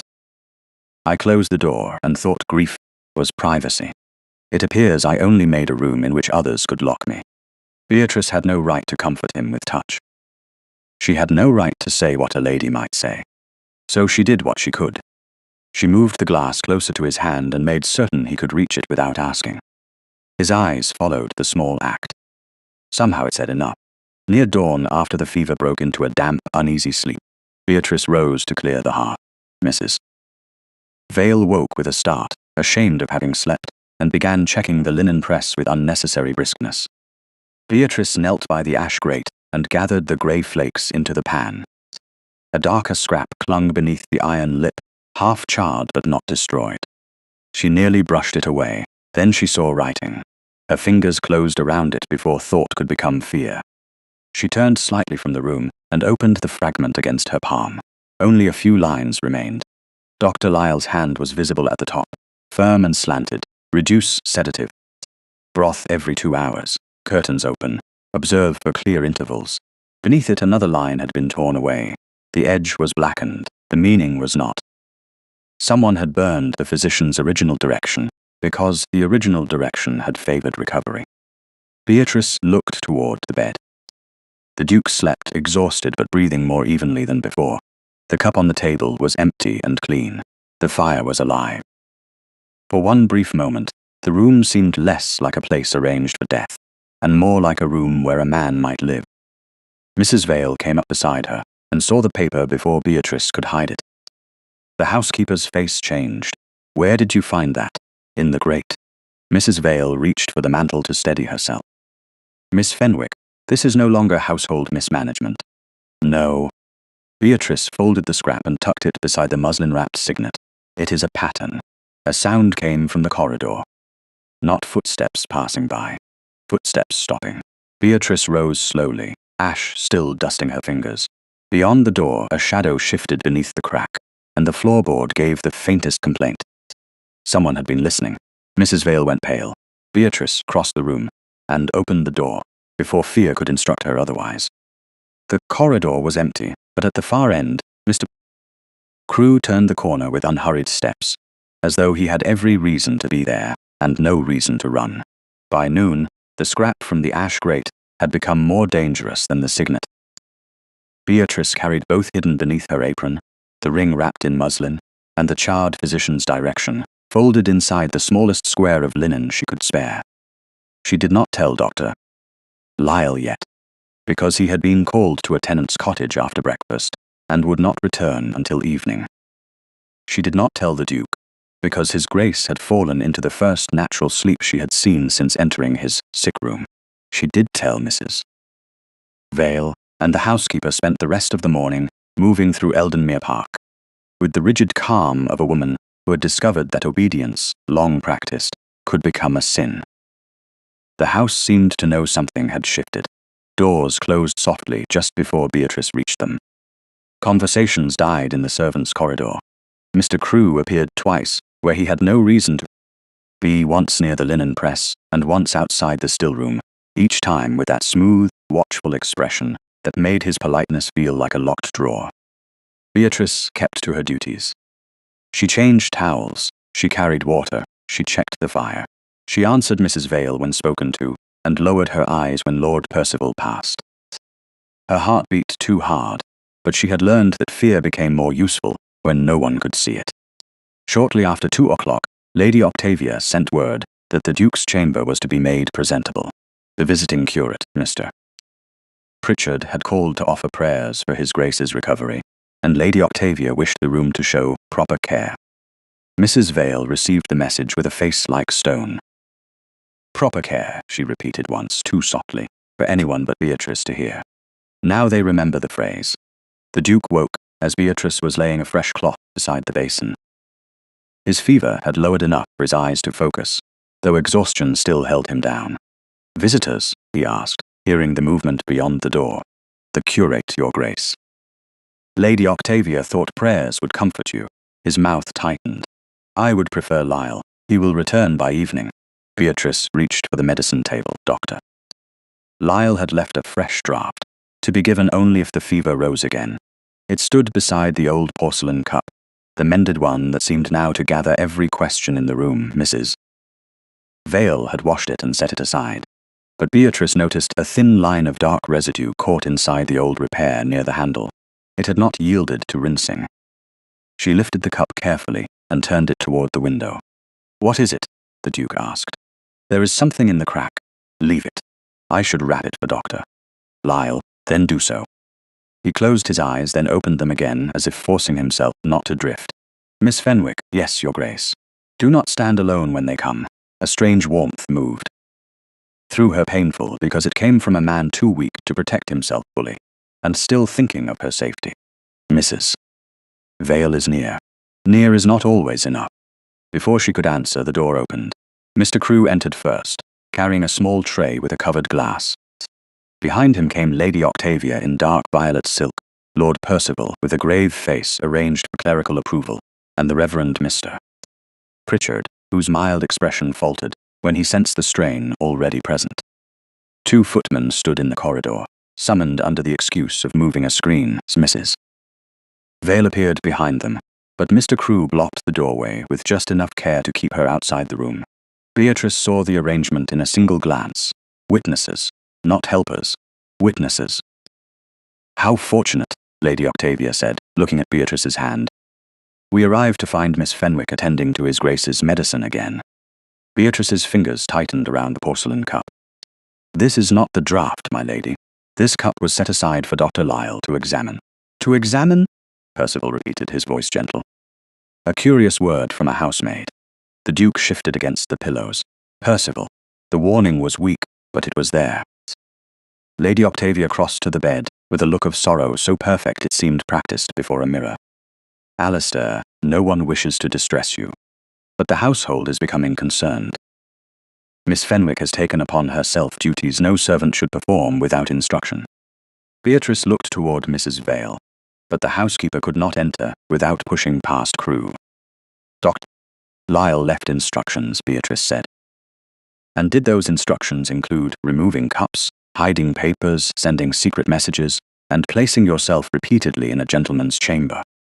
Lady Octavia's voice remained soft. That made the words sharper. Mr. Pritchard glanced at the floor. He looked embarrassed, not convinced. That did not comfort Beatrice. Embarrassment often served cruelty by pretending not to recognize it. Crewe stepped forward. "My lady, if I may. This morning I observed Miss Fenwick near the ash grate, concealing a scrap of paper. She has also been in possession of items from His Grace's room." "His Grace gave me permission to send for Dr. Lyle," Beatrice said. "He gave me his signet for that purpose." Percival's brows rose. "Did he? Or did you take advantage of a fevered gentleman's confusion?" The Duke tried to lift himself. Beatrice saw the effort and instinctively moved toward him. Crewe moved at the same time, placing himself between her and the bed. "Do not," he said quietly. The Duke's face tightened with frustration. "Let her pass." "Your Grace," Lady Octavia said, almost pleading now, "you are not well enough to understand how this appears. A young servant alone in your chamber, a missing signet, altered household routines, medicine questioned, now a cup removed as evidence of some imagined plot. This cannot continue." "The plot is not imagined," the Duke said. The words cost him. They came out rough and thin. Percival looked at Mr. Pritchard with pained restraint. "You see the difficulty. He repeats whatever she suggests." That struck deeper than accusation. Beatrice felt the room turn toward her, as if her very concern had become a contamination. The old lesson rose inside her. A servant's virtue could be undone not by what she did, but by what people found convenient to imply. Lady Octavia extended one gloved hand. "The cup, Miss Fenwick." Beatrice looked at the mended porcelain in her hand. If she surrendered it, the residue in the crack might disappear before Dr. Lyle returned. If she refused, she would look guilty before a clergyman and half the corridor. "I will give it to Mrs. Vale," she said. "It should remain with a witness until Dr. Lyle returns." You will give it to me, Lady Octavia replied. No, my lady. Silence fell so fast that even the fire seemed to quiet. Beatrice heard her own breath, felt the signet hidden at her waist, felt every line of the household hierarchy pressing against her back. She bent her head, but she did not lower the cup. I mean no disrespect. I cannot give away what may concern his Grace's safety. Percival's expression hardened. There, you hear it. She speaks as though the Duke's safety rests in her hands. The Duke's voice came from the bed. At present, it rather seems to. Lady Octavia flushed. Crewe turned toward the footman. Mrs. Vale should be present for this. I am present, Mrs. Vale said from the doorway, voice shaking but firm. Then enter, Percival said. And observe your maid refusing a direct instruction from Lady Octavia. Mrs. Vale came in slowly. Her eyes went to Beatrice, then the cup, then the Duke. Beatrice saw the housekeeper choose caution and truth at war within her. Miss Fenwick, Mrs. Vale said, place the cup on the table. Beatrice obeyed. She placed it not near Crewe, not near Lady Octavia, but on the bedside table within the Duke's line of sight. That small choice was enough to sharpen every face in the room. The Duke's breathing had worsened. He was trying to remain awake through will alone, and will was no longer enough. Lady Octavia saw it. Her voice changed, becoming tender and terrible. Alistair, look at yourself. This agitation is harming you. If you have any regard for the girl's future, you must remove her from this room before gossip does it for you. Beatrice went still. There it was. Not concern for him, not even hatred for her. A perfect trap made of propriety. If he defended her, they would say she had bewitched him. If he kept her near, they would stain her name. If he sent her away, they would own the sick room again. His gaze found hers. The grey eyes that had seen her wrist, her courage, and her fear were clouding at the edges. Pain moved through his face. Not distrust. Worse, desperation. He thought he could spare her by surrendering the room. Miss Fenwick, he said. Beatrice already knew. Her chest tightened, but she held herself still. Yes, Your Grace. Until this matter is settled, you will not attend this chamber. Mrs. Vale closed her eyes. Percival looked down, hiding victory beneath solemnity. Lady Octavia exhaled softly, as if a difficult duty had been performed. The Duke swallowed. His hand trembled against the coverlet. You will remain employed. You will not be dismissed. How generous, Percival murmured. The Duke's eyes flashed toward him, but the strength did not hold. Beatrice curtsied. The movement was exact. No one in the room would have the satisfaction of seeing her break. As Your Grace commands. His face changed at her tone. He understood too late that obedience could wound more cleanly than defiance. Miss Fenwick, she lifted her eyes. I know my place, Your Grace. But I also know what I saw. The words left the room silent. Then Beatrice turned to Mrs. Vale. May I return to my duties? Mrs. Vale's voice barely held. Yes. As Beatrice passed the bedside table, her hand moved once, swift and low beneath the folded cloth she carried. She did not take the cup, that would have been seen. She took the tiny flake of dark residue that had loosened from the crack, and clung to the linen beneath it. It was small enough to hide beneath her thumb, small enough to be dismissed by anyone who did not know that small things had nearly killed a duke. She left the chamber with every eye on her back. In the corridor, the two footmen stared at the wall, as if plaster had become fascinating. Mr. Pritchard murmured something about prayers. Crewe closed the door behind her with care. The click sounded final. Beatrice walked down the west corridor without hurrying. She did not cry. Tears would come later. There was time for such luxury. At the turn near the linen press, she unfolded the cloth just enough to see the dark speck resting there. Then from behind the sick-room door came the sound she had feared most. Not the bell. Not voices. A sudden commotion. Mrs. Vale calling for water. Lady Octavia saying the Duke must be calm. Percival demanding that no one send for Dr. Lisle without his authority. Beatrice stood outside the door she had been ordered not to enter, holding the smallest proof in the world, while the man who had sent her away began to fight for breath without her. The order came before the hour was out. Beatrice was not dismissed, not openly, not yet. That would have required an accusation plain enough to answer. Instead, Mr. Crewe found her outside the west linen press, with ash on her fingers and dignity still in her spine, and told her she was needed in the laundry. The word was chosen to humiliate. Housemaids belonged above the scullery and below the ladies, close enough to polished furniture to forget, on foolish days, how easily they could be sent back to steam, soap, and red hands. Beatrice curtsied as if the order were ordinary. Yes, Mr. Crewe. He watched her face, waiting for protest. She gave him none. Protest would have pleased him. Instead, she tucked the folded cloth, with the dark speck deep beneath her apron, and walked downstairs while the sound of distress still moved behind the sick-room door. She passed Mrs. Vale in the servants' passage. The housekeeper's face was pale, and her keys shook against her waist. "He is breathing easier," Mrs. Vale whispered, not stopping. "Doctor." "Lyle has been sent for," Beatrice asked. Mrs. Vale's eyes flicked toward the corridor behind them. Lady Octavia sent a note by the front drive. Beatrice understood at once. A note by the front drive could be delayed, opened, misdirected, or politely forgotten. Did Mr. Hobbs see it leave? No, that was enough. Beatrice continued toward the laundry, where heat rolled against her face, and wet sheets hung like tired ghosts. The laundry maid, Nan, looked startled to see her.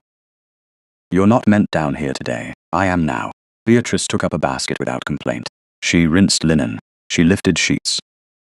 She moved through the work until her arms ached, and her thoughts sharpened into something colder than fear. If she tried to enter His Grace's chamber again, they would call it defiance. If she accused Lord Percival or Lady Octavia, they would call it madness. If she protected the evidence alone, they would call it theft. Therefore, she needed witnesses. Not noble ones, reliable ones. The kind great houses ignored until their memories became inconvenient. Near 4 o'clock, while the winter light began to thin beyond the high laundry windows, Beatrice heard it. Not the sick-room bell, which she had no right to answer now, but the lower service bell connected to the west corridor.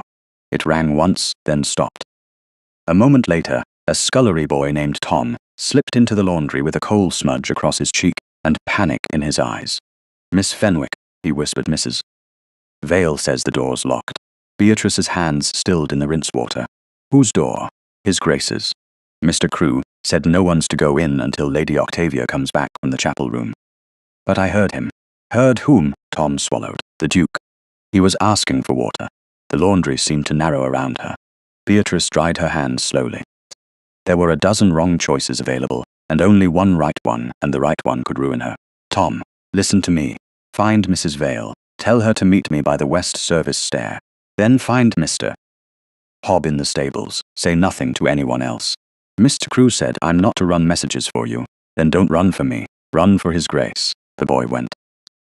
Beatrice took the cloth with the dark speck, the charred physician's instruction, and the muslin-wrapped signet from her hidden pocket. She had not stolen power. It had been placed in her hand by a man everyone preferred helpless. That distinction would matter only if someone honest heard it. At the west service stair, Mrs. Vale arrived breathless, with Tom behind her, and old Mr. Hobb a few moments later, smelling of cold air and horses. Beatrice spoke quickly.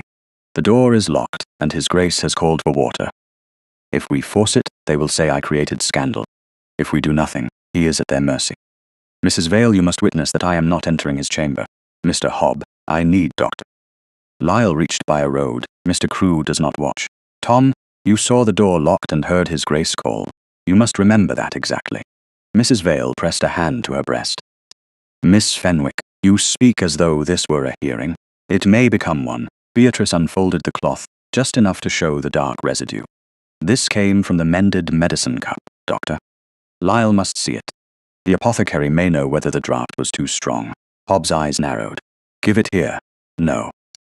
If it leaves my hand without a witness, they will say you invented it for me." Mrs. Vale looked at the signet in Beatrice's palm.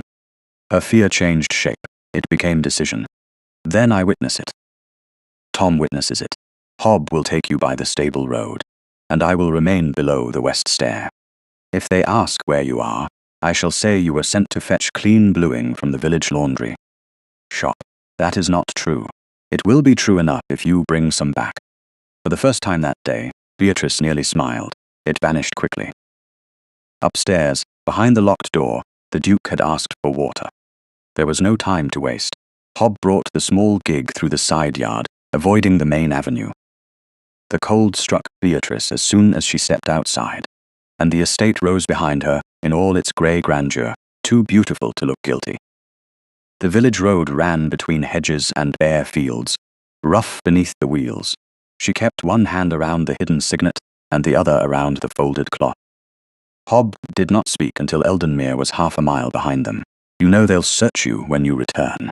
Yes, then why carry the ring? Because without it I am only a maid making claims. Against a steward and a lord. And with it, Beatrice looked ahead to the smoke rising from the village chimneys. With it I am still a maid. But I am a maid, His Grace trusted. The apothecary's shop stood beside the church lane, narrow and clean, with blue bottles in the window and the smell of herbs, spirits and dried orange peel inside.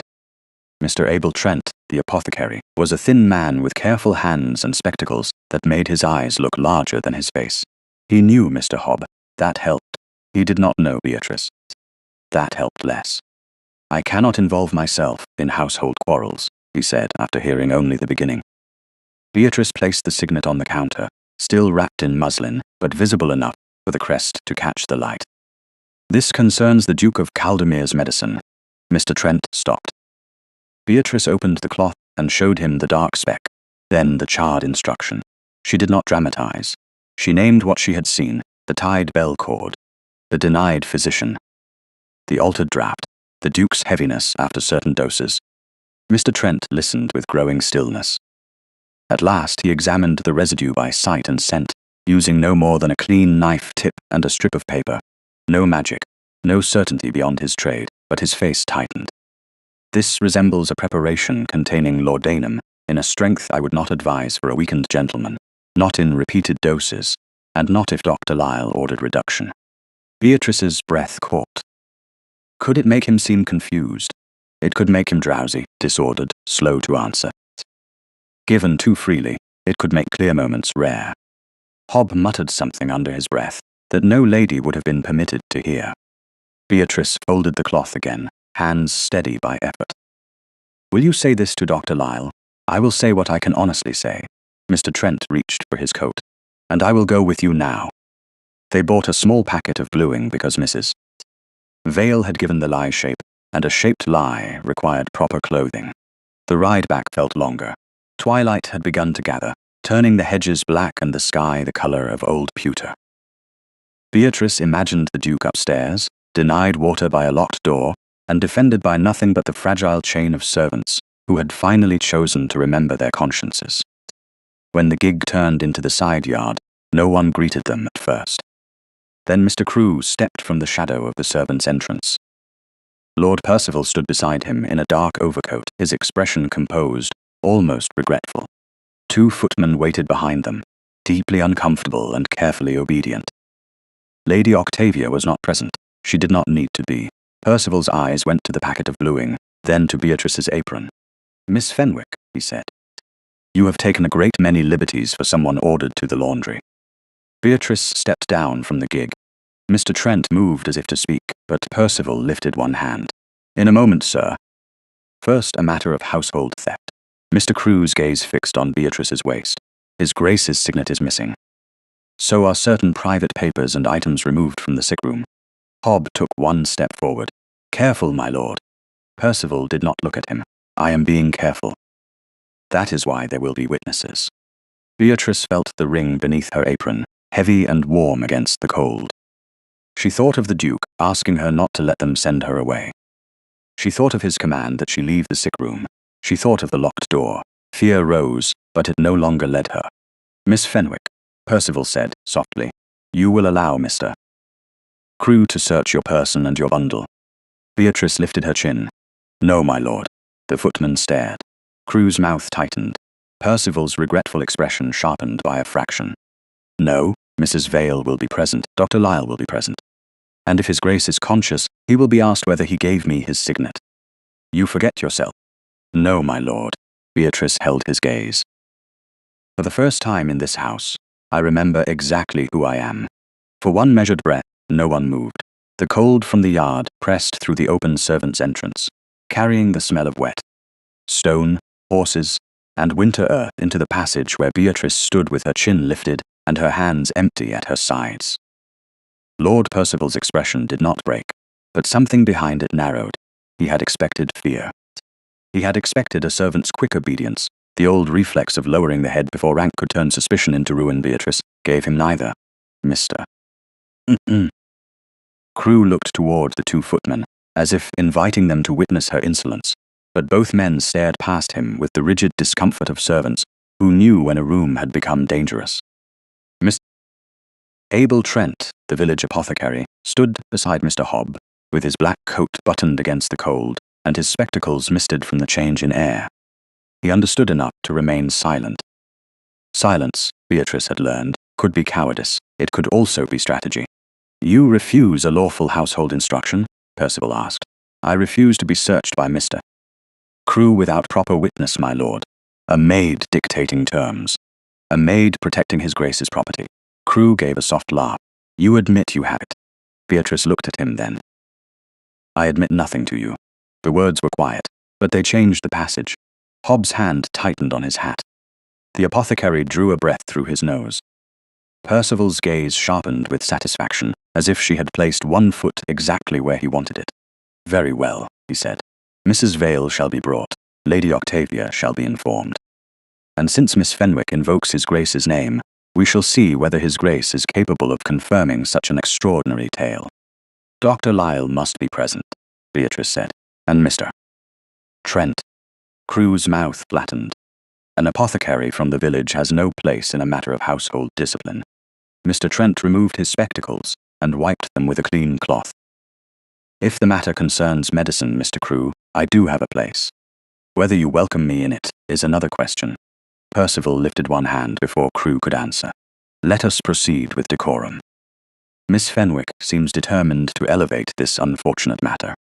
We shall grant her an audience large enough for truth to be seen." Beatrice understood the trap. The larger the audience, the greater the shame if they painted her as thief, schemer, or worse. Yet a small room could bury truth more easily than a crowded one. She walked between Hobb and Mr. Trent into the lower hall, then up the servants' stair with Percival behind her, and Crewe close enough that she could feel the steward's resentment like heat at her back. Mrs. Vale met them at the west landing, pale but composed. "What has happened? Miss Fenwick has been found returning from the village, with items taken from his grace's chamber," Percival said. "She refuses to submit to a search." Mrs. Vale looked at Beatrice. Beatrice gave one small nod. Not apology, not panic, confirmation. The housekeeper's fingers found her keys. Their faint metallic tremble betrayed her, but her voice held. "Then no search will occur without my presence." "How loyal," Crewe said. Mrs. Vale turned to him with a dignity so severe that even Percival glanced at her. "Not loyal, Mr. Crewe. Proper." Lady Octavia arrived from the front stairs, with her shawl gathered around her shoulders, as if she had been summoned from prayer rather than calculation. "Must this occur near Alistair's rooms?" she asked. "The poor man needs peace. Then he should be given truth," Beatrice said before she could stop herself. Lady Octavia's eyes moved over her as one might look over a crack in porcelain. "You are very fond of that word for a girl accused of theft." The sick-room door opened. Dr. Lisle stood within it, his face set hard. "I heard raised voices," Dr. Percival said. "We regret the disturbance. Miss Fenwick has taken his grace's signet, removed private papers, and carried away an object from the sick room. We are attempting to resolve the matter before involving a magistrate." The word magistrate moved through the corridor like a draught under a locked door. Mrs. Vale stiffened. Hobb's jaw tightened. Beatrice did not look away. Lady Octavia folded her hands.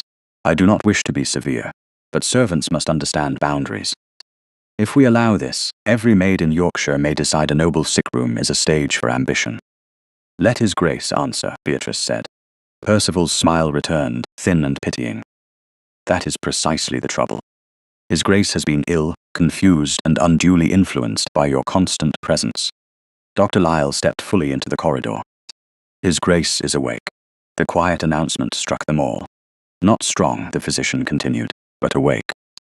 If you insist on using his name to accuse a servant, then you may do so where he can hear you." Lady Octavia objected. Percival hesitated. Crewe looked for the first time uncertain.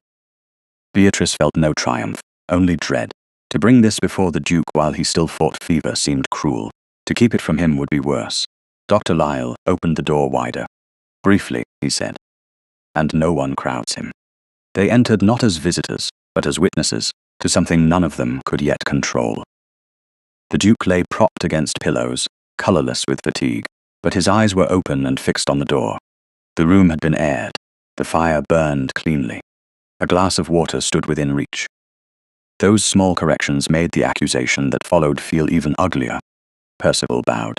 "Cousin, forgive us. A difficulty has arisen involving Miss Fenwick." The Duke looked at Beatrice. He saw the cold in her cheeks from the village road. He saw Mrs. Vale beside her, Hob behind, Mr. Trent at the threshold, Crewe's watchful face, Lady Octavia's sorrow arranged for display. His gaze returned to Beatrice's hands. "What difficulty?" "Your signet is missing," Percival said. "So are certain papers from this room." And the medicine cup was removed without permission. "Not the cup," Beatrice said. "A residue from the crack, and a burned portion of Dr. Lyle's direction found in the grate." Lady Octavia gave a wounded sound. "You hear her? She confesses to hiding papers." "I preserved what someone tried to destroy," Beatrice said. "That's a convenient distinction," Percival replied. The Duke's voice cut through, faint but unmistakable. "Did I give you my signet?" Beatrice turned to him fully. She could have softened herself then. She could have pleaded. Instead, she stood as the daughter of a surgeon, as a servant of Eldenmere, as a woman whose dignity had been pressed thin but not erased. "Yes, Your Grace, but you didn't give me courage. That was mine." The silence that followed seemed to stop the fire. The Duke's eyes changed. For one moment, illness, rank, and the watching room fell away, and Beatrice saw only a man who understood that he had wounded her by sending her out, and that she had still acted to save him. "Yes," he said, "I gave her the signet." Lady Octavia closed her eyes, as if disappointed by a feverish child. Percival spoke gently. "Cousin, you may have intended a limited errand. That does not explain private papers." Dr. Lyle stepped forward. "It explains more than you think. The burned scrap appears to be part of my original instruction. I did not authorize its destruction." Mr. Trent cleared his throat. "And the residue Miss Fenwick brought to me suggests a stronger sedative preparation than I would expect under Dr. Lyle's reduced direction." Crewe's face hardened. "Ours, not proves." "Enough," the Duke said. The word was not loud, but rank returned to it. "No one calls Miss Fenwick a thief in my hearing again." Percival's mouth tightened. "No one wishes to insult her. We wish to protect you. From the woman who brought my physician when others turned him away. From confusion." "I am not confused." The Duke's hand shifted on the coverlet. "I am weak. Do not mistake the one for the other." Beatrice felt the words strike Percival harder than anger might have done. Lady Octavia moved closer to the bed. "Alistair, dear, even if the girl meant well, she has exceeded all proper bounds. A magistrate can determine the rest quietly. No magistrate will be summoned against her. But the signet, the papers, the medicine, were carried under my authority." He turned his head toward Dr. Lyle. "Doctor, the residue and the scrap remain with you." "They will. Mrs. Vale will witness." "I will, Your Grace," the housekeeper said, her voice low but steady. The Duke's gaze moved to Hob. "And you?" The old groom bowed awkwardly. "I saw Miss Fenwick carry them to Mr. Trent, Your Grace. She hid nothing from me." "Good." Crewe looked toward Percival, and that glance was too quick to be innocent. Beatrice saw it. So did the Duke.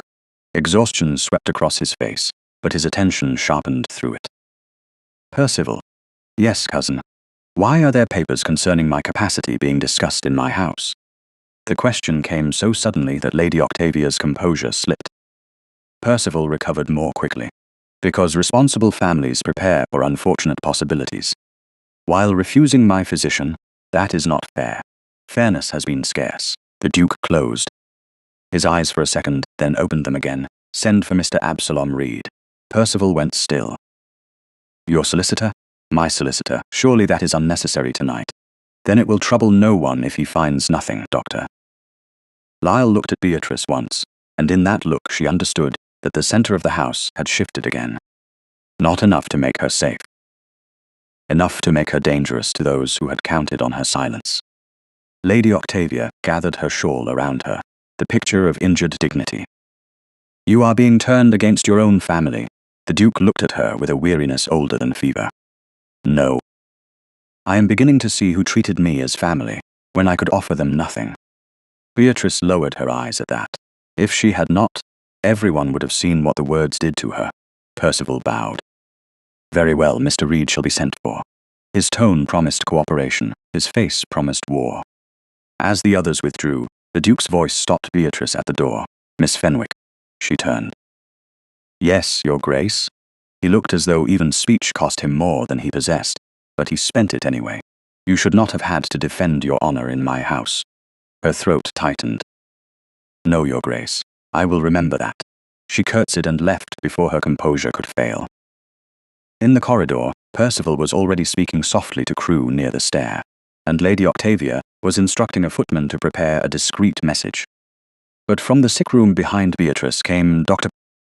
Lyle's firm voice, ordering fresh water, open curtains, and no more draughts without his hand. For the first time since the bell had rung, the house did not feel entirely arranged against the Duke. It felt divided, and divided houses, Beatrice knew, were where hidden things began to fall through the cracks. By morning, the air in Eldenmere Park had changed from secrecy to preparation. Nothing was openly admitted. No servant was told that His Grace's family had been caught speaking of incapacity papers while his physician fought to reduce the drugged heaviness in his blood.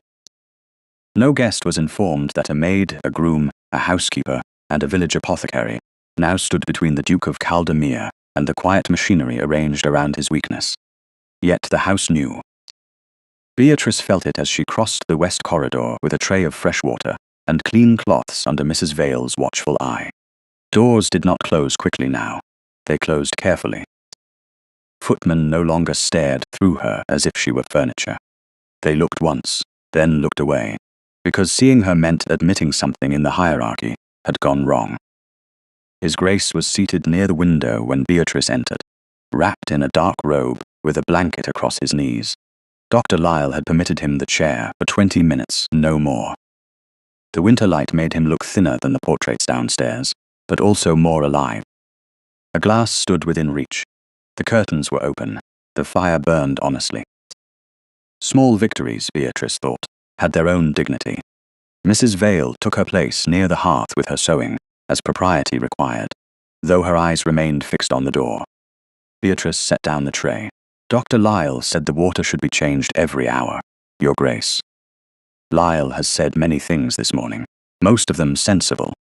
You sound disappointed by the exception. She almost smiled, then remembered too much. The sick room, the accusation, his command that she leave. Her expression settled again into service. Will there be anything else, Your Grace? He heard the distance. Of course he did. That was one of the dangers of him. He noticed what others found convenient to miss. Yes, he said, the truth if you can spare it. Mrs. Vale's needle paused. Beatrice folded her hands. About what, Your Grace? About what I did. The room seemed to tighten around the words. The Duke looked down at his own hand, still unsteady against the blanket. When I ordered you from this room, I told myself I was protecting you. Beatrice kept her eyes lowered. Yes, Your Grace. That is what cowards often call surrender when they can dress it well enough. She looked up then, startled in spite of herself. His face was grave. No fever blurred him. No pride softened the admission. They meant to stain your name, he said. I saw the trap and stepped aside, believing distance would keep you safe. Instead, I gave them the room. Beatrice's throat tightened, but she did not allow herself the relief of tenderness. Not yet. You gave them my silence too. The words landed before she could polish them. Mrs. Vale looked down at her sewing. The Duke absorbed the blow without flinching. Yes, that single word nearly undid her. She had expected explanation. She had expected rank to wrap itself around regret. She had not expected agreement. Private apology is not enough, Beatrice said. Her voice remained quiet, but it did not shake. Not when the injury was public. His eyes held hers. Tell me what is enough. I cannot tell a duke what to do. You have done so more than once, with excellent results. That was medicine. This is honor. The fire shifted softly. Beatrice glanced toward Mrs. Vale, who pretended to repair a hem that had no tear. If you wish to protect me, Your Grace, do not hide me from the room where I was accused. Let me speak where they made me lower my head. Do not answer for me. Do not make me a grateful object beneath your protection. Make them hear me. His hand tightened once on the blanket. And if hearing you harms your future, my future was already being decided by people who believed I should have none. The Duke closed his eyes briefly, not in weakness but in pain.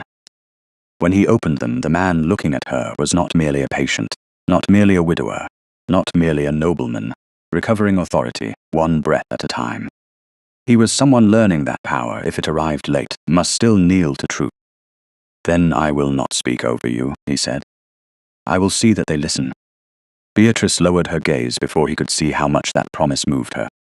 Thank you, Your Grace. No, his voice roughened. Do not thank me for arriving after you had already stood alone. A knock spared her from answering, Doctor. Lyle entered first, followed by a compact gentleman in a dark traveling coat, carrying a leather case. He had silvered hair, alert eyes, and the dry expression of a man who had spent 30 years watching families become most dangerous when property was mentioned. Your Grace, Dr. Lyle said. Mr. Absalom Reed has arrived, the solicitor bowed. Your Grace, I came as soon as your message reached me. It was delivered, I note, by a groom who looked prepared to drag me from my breakfast by the collar if I delayed. Hob has hidden virtues, the Duke said. Reed's eyes moved once to Beatrice, not dismissively, but with a lawyer's habit of marking every relevant fact. I understand there is urgency. There is, the Duke said. And there are ears in this house I no longer trust. Mr. Reed closed the door, then looked to Mrs. Vale. You are housekeeper here?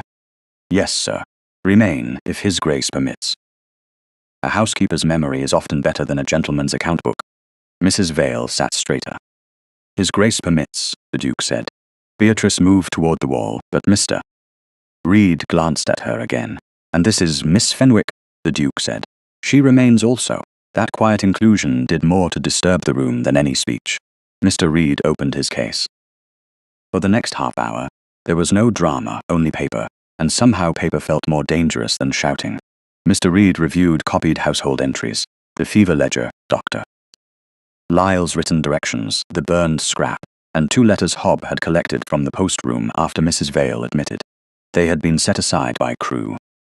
1 letter bore Percival's hand.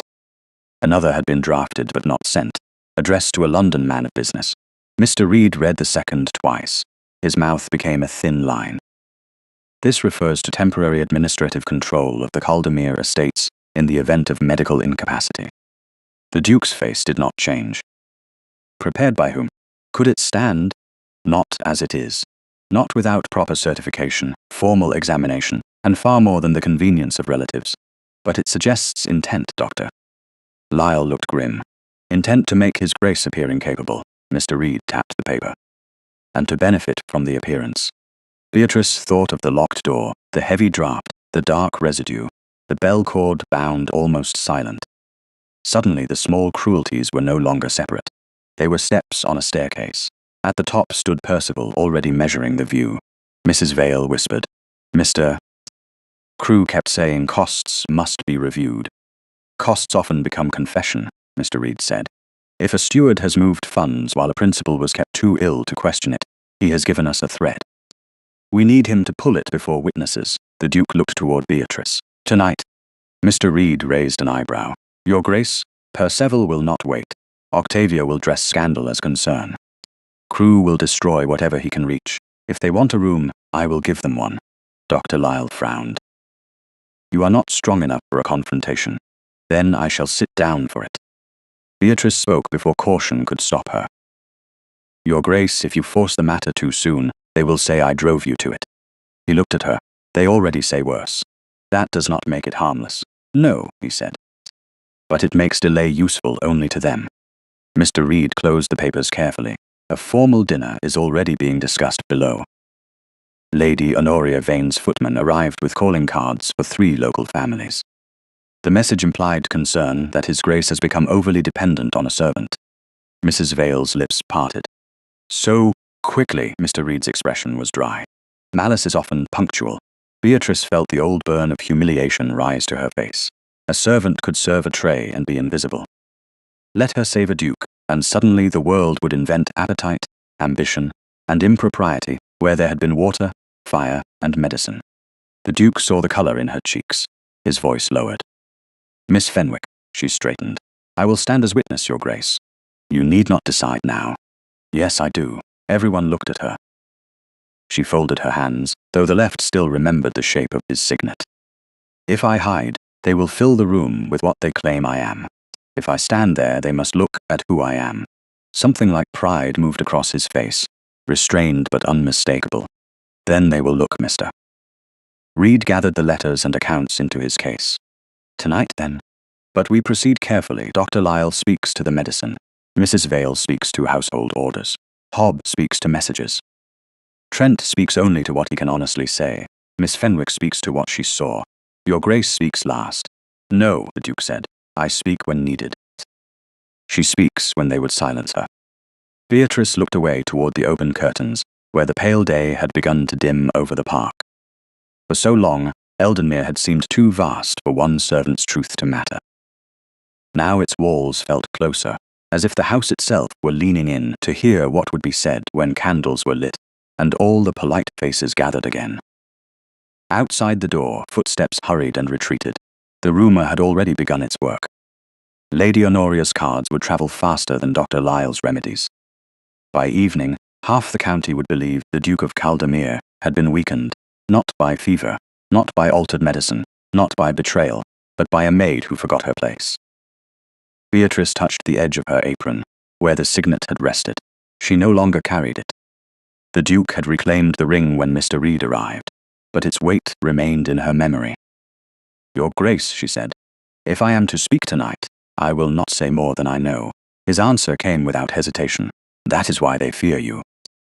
By the time the candles were lit for dinner, Eldenmere Park had dressed itself as if nothing in its walls had ever been neglected, hidden, or feared.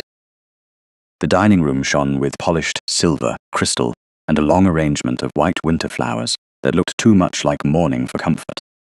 Lord Percival had chosen black evening clothes. Not deep mourning, not formally, but near enough to suggest sorrow before sorrow had earned the right to appear. Lady Octavia wore grey silk and pearls, the costume of restrained grief, and received the county families with a softness that made Beatrice's skin prickle. Lady Honoria Vane arrived early, all pale satin and lowered lashes, carrying sympathy like a fan she could open whenever useful. Sir Malcolm Ainsworth came with his wife, Mrs. Harcourt came in a carriage lined with lap rugs. The Reverend Mr. Pritchard came because Lady Octavia had invited Conscience into the room and expected it to sit quietly. Beatrice stood with Mrs. Vale near the sideboard, not as a server tonight, though she still wore her plain black dress and white apron. Mr. Reed had insisted she be present as witness, and that word had altered every glance directed toward her. A witness might be heard. A maid was only managed. Lady Octavia made sure the guests understood which one she preferred. Miss Fenwick has been much involved during Alistair's illness, she said gently, when Lady Honoria's eyes rested upon Beatrice. Too involved, some might say, though one tries to be charitable. Lady Honoria's smile was delicate. Charity is admirable, but boundaries are kinder in the long run. Percival poured wine with his own hand, a gesture of false humility that allowed him to stand near the head of the table without occupying it. The Duke's chair remained empty. Its emptiness had become Percival's favourite argument. His Grace has suffered from intervals of confusion, Percival said after the first course. Naturally, the family has wished to spare him agitation. Naturally, murmured Sir Malcolm. The difficulty, Percival continued, is that certain members of the household have mistaken fevered remarks for authority. Beatrice felt the room turn toward her without turning. She kept her hands folded. Mrs. Vale stood so near that their sleeves almost touched. It was the closest thing to an embrace either woman could risk. Lady Octavia looked pained. No one wishes to blame a young woman for overzealous feeling. Miss Fenwick has been a useful servant, but when usefulness becomes influence, we must be honest about danger. Influence? Mrs. Harcourt asked, her curiosity overcoming her manners. Lady Honoria lowered her voice just enough to make it carry. A lonely widower, a fever, a girl constantly in his chamber. One sees how misunderstanding may flourish. Heat rose in Beatrice's face, but she did not move. The insult had been expected. That did not make it painless. Mr. Reed stood near the mantel, his leather case closed at his feet, watching the table with the grave patience of a man waiting for liars to grow comfortable. Dr. Lyle had not yet entered. He waited with Mr. Trent and Hobb in the library until summoned as agreed. Beatrice was to speak only to what she had seen. She repeated the rule in her mind as Percival turned toward her. Miss Fenwick, perhaps you will help us put this matter to rest. Did you or did you not enter His Grace's chamber repeatedly without the usual instruction? Beatrice lifted her eyes. I entered when His Grace rang, my lord, and later after being warned about propriety. I entered when Dr. Lyle's instructions required care, and when Mrs. Vale was present. Lady Octavia sighed. You see how neatly she has learned the phrases. I learned what happened, my lady. A slight stir moved through the room. Beatrice heard it and steadied herself. Percival smiled. Then tell us what happened. Briefly, if you can. You found a bell cord and decided it had meaning. You found a cup and decided it was suspicious. You found paper in a grate and decided it proved wrongdoing. Is that the whole of your case? No, my lord. Then enlighten us. Beatrice looked not at him, but at the table of guests who had arrived prepared to pity the Duke and doubt the servant. The bell cord in His Grace's chamber was tied back so that the bell could not properly sound below stairs. Dr. Lyle's card was hidden in the small study after he had been denied admission twice. The broth prepared by cook was not the broth that reached His Grace. Coal marked for the west rooms was withheld. A portion of Dr. Lyle's instruction was burned in the ash grate. The medicine cup held residue that Mr. Trent recognized as stronger than the reduced direction allowed. Lady Octavia's voice cut in, quiet and wounded. A remarkable speech for a maid. It is a plain account, my lady. It is an accusation. Yes. The word shocked the room more than any long protest could have done. Beatrice felt her fear rise, then settle. She had crossed the line. There was no returning to invisibility now. Percival's face cooled. And whom do you accuse? I accuse no one beyond what I saw, cowardly. Careful, Mr. Reed said from the mantel. Percival looked at him. This is a family matter, Mr. Reed. It became otherwise when you invoked medical incapacity and household theft before guests. Lady Honoria set down her glass. Surely we are not to take a servant's impressions over a gentleman's judgment. No, Beatrice said before Mr. Reed could answer. You are to take my memory for what I saw, Doctor. Lyle's hand for what he wrote, Mr. Trent's trade for what he smelled, Mrs. Vale's office for what was ordered, and His Grace's own words for what he gave. Lady Honoria's eyes narrowed. How bold! No, my lady, only tired of being made smaller than the truth. The silence that followed was different, not kind but listening. Percival sensed it, and struck where he thought she was weakest. You speak of truth, Miss Fenwick, but truth also requires motive. Why would a maid involve herself so deeply in a duke's bedchamber unless she hoped to rise by it? Mrs. Vale made a small sound. Beatrice went very still. There it was, spoken cleanly enough for polite company to pretend it was concern. I involved myself, Beatrice said, because His Grace asked for water and no one answered. Touching, Lady Honoria murmured. Percival leaned forward. Did you imagine gratitude might become affection? Beatrice's face burned now, but her voice held. I imagined a sick man should not die thirsty in a house full of people discussing his burdens. Sir Malcolm looked down. Mrs. Harcourt pressed her lips together. The Reverend Mr. Pritchard shifted uneasily. Lady Octavia rose halfway from her chair, anger breaking through sorrow at last. Enough, this is indecent. Miss Fenwick, you forget that you are still a servant under this roof. No, my lady, Beatrice said. That is precisely what everyone has relied upon. Percival stood. This has gone far enough. The Duke is not in a condition to be surrounded by this fever of suspicion, and I will not allow his name to be dragged through servant gossip. The door opened, not wide, not dramatically. Just enough for the room to turn. Dr. Lyle stepped in first, his face stern. Mr. Trent followed, clutching his hat. Hobb stood behind them, uncomfortable in his best coat.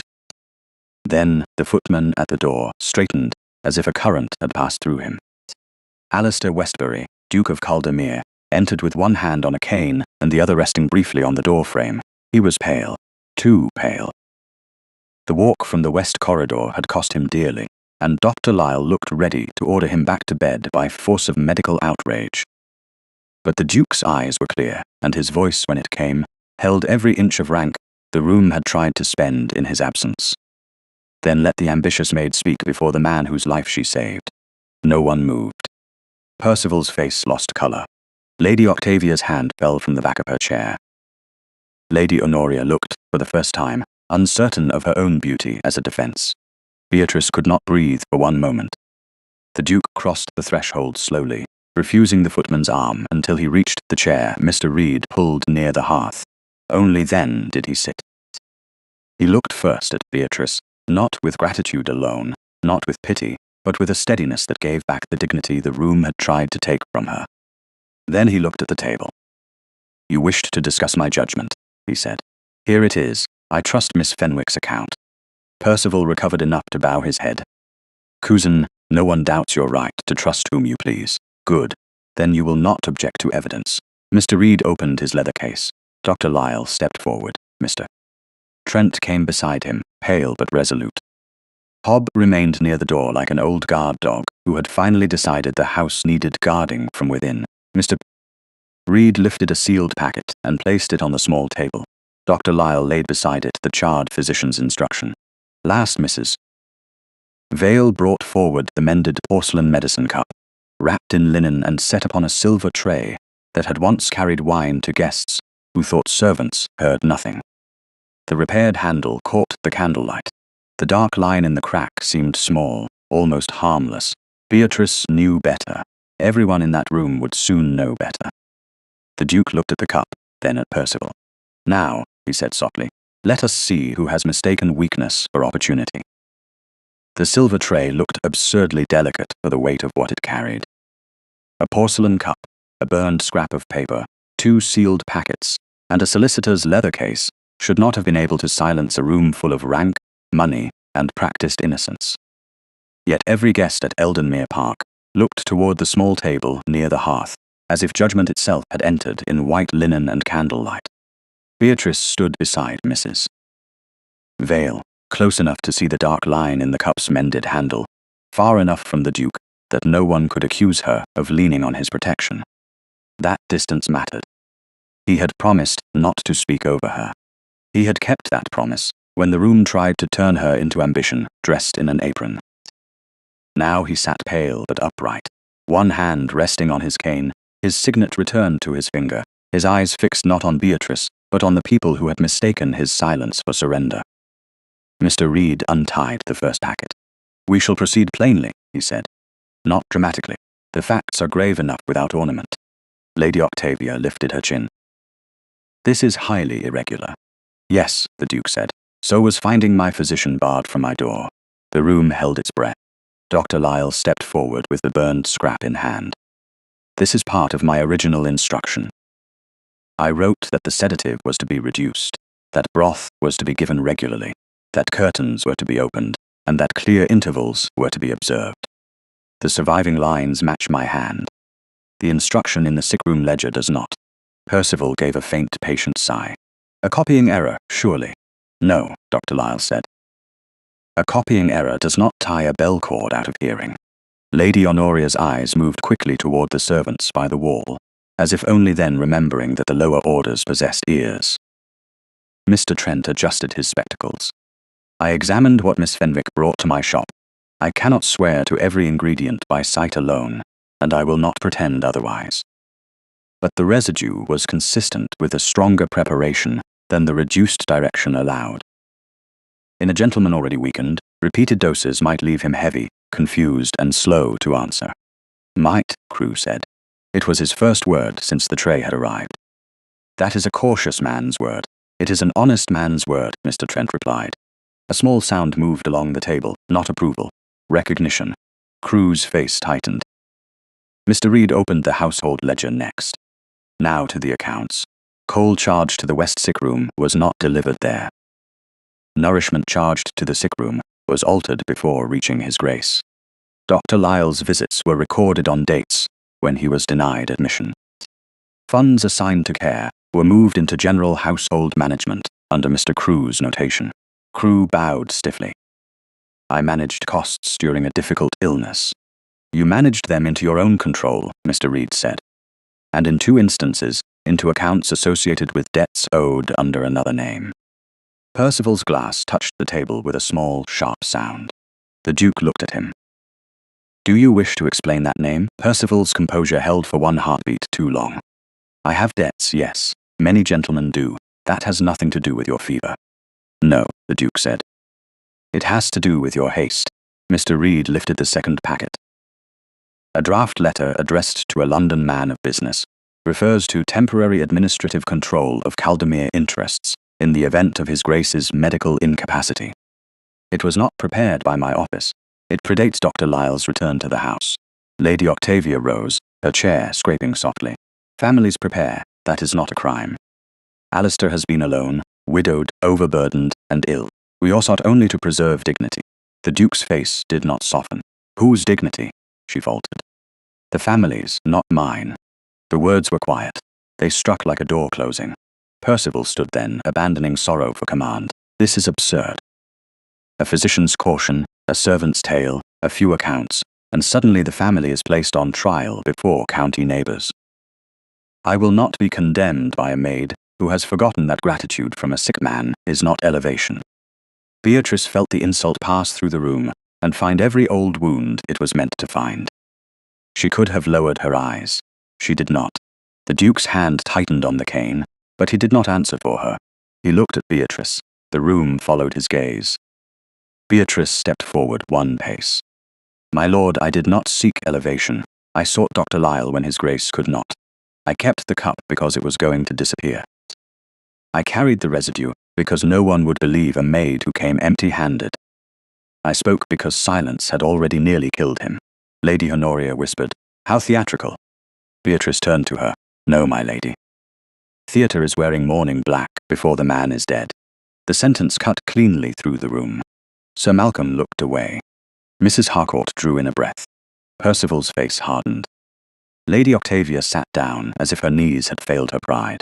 The Duke's gaze remained steady, and because he did not interrupt, Beatrice finished.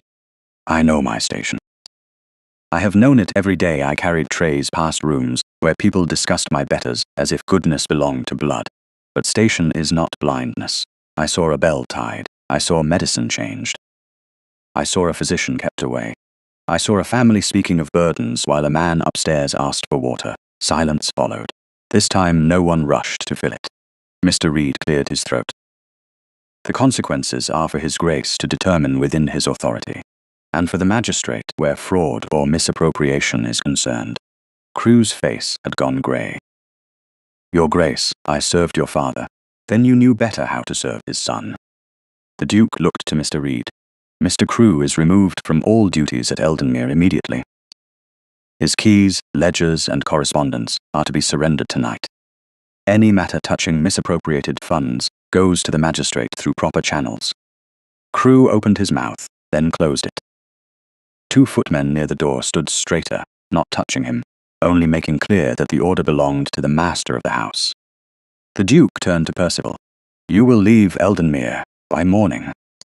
Your allowance from any unentailed funds under my discretion is suspended until Mr. Reed completes his review. You will not act, speak, write, or present yourself as managing Caldemere affairs. Percival's eyes flashed. You would cast off family because a servant flatters your pride. A servant saved what family abandoned. Percival recoiled as if the words had been thrown in public, because they had. The Duke turned next to Lady Octavia. For the first time, pain entered his expression. That made the judgment worse. You knew Dr. Lyle was refused. I was told you needed quiet. You chose not to ask whether quiet and neglect had become the same thing. Her lips trembled, but no tears came. Where shall I go? To your sister in Bath. Your jointure remains. Your authority in this house does not. Lady Honoria rose with offended elegance. I believe my presence is no longer useful. For once, the Duke said, we agree. Her colour rose, Your Grace. Caldemere patronage will not support those who spread slander about a woman under my roof. Lady Honoria looked at Beatrice with bright, humiliated hatred. then swept from the room with less grace than she had entered. The Reverend Mr. Pritchard bowed his head. "Your Grace, I fear I have been used as witness to an injustice." "Then be witness now to its correction," the Duke said. He stood too quickly. Dr. Lyle moved, but Alistair lifted one hand and remained upright. "Everyone in this room heard Miss Fenwick accused. You will also hear her cleared.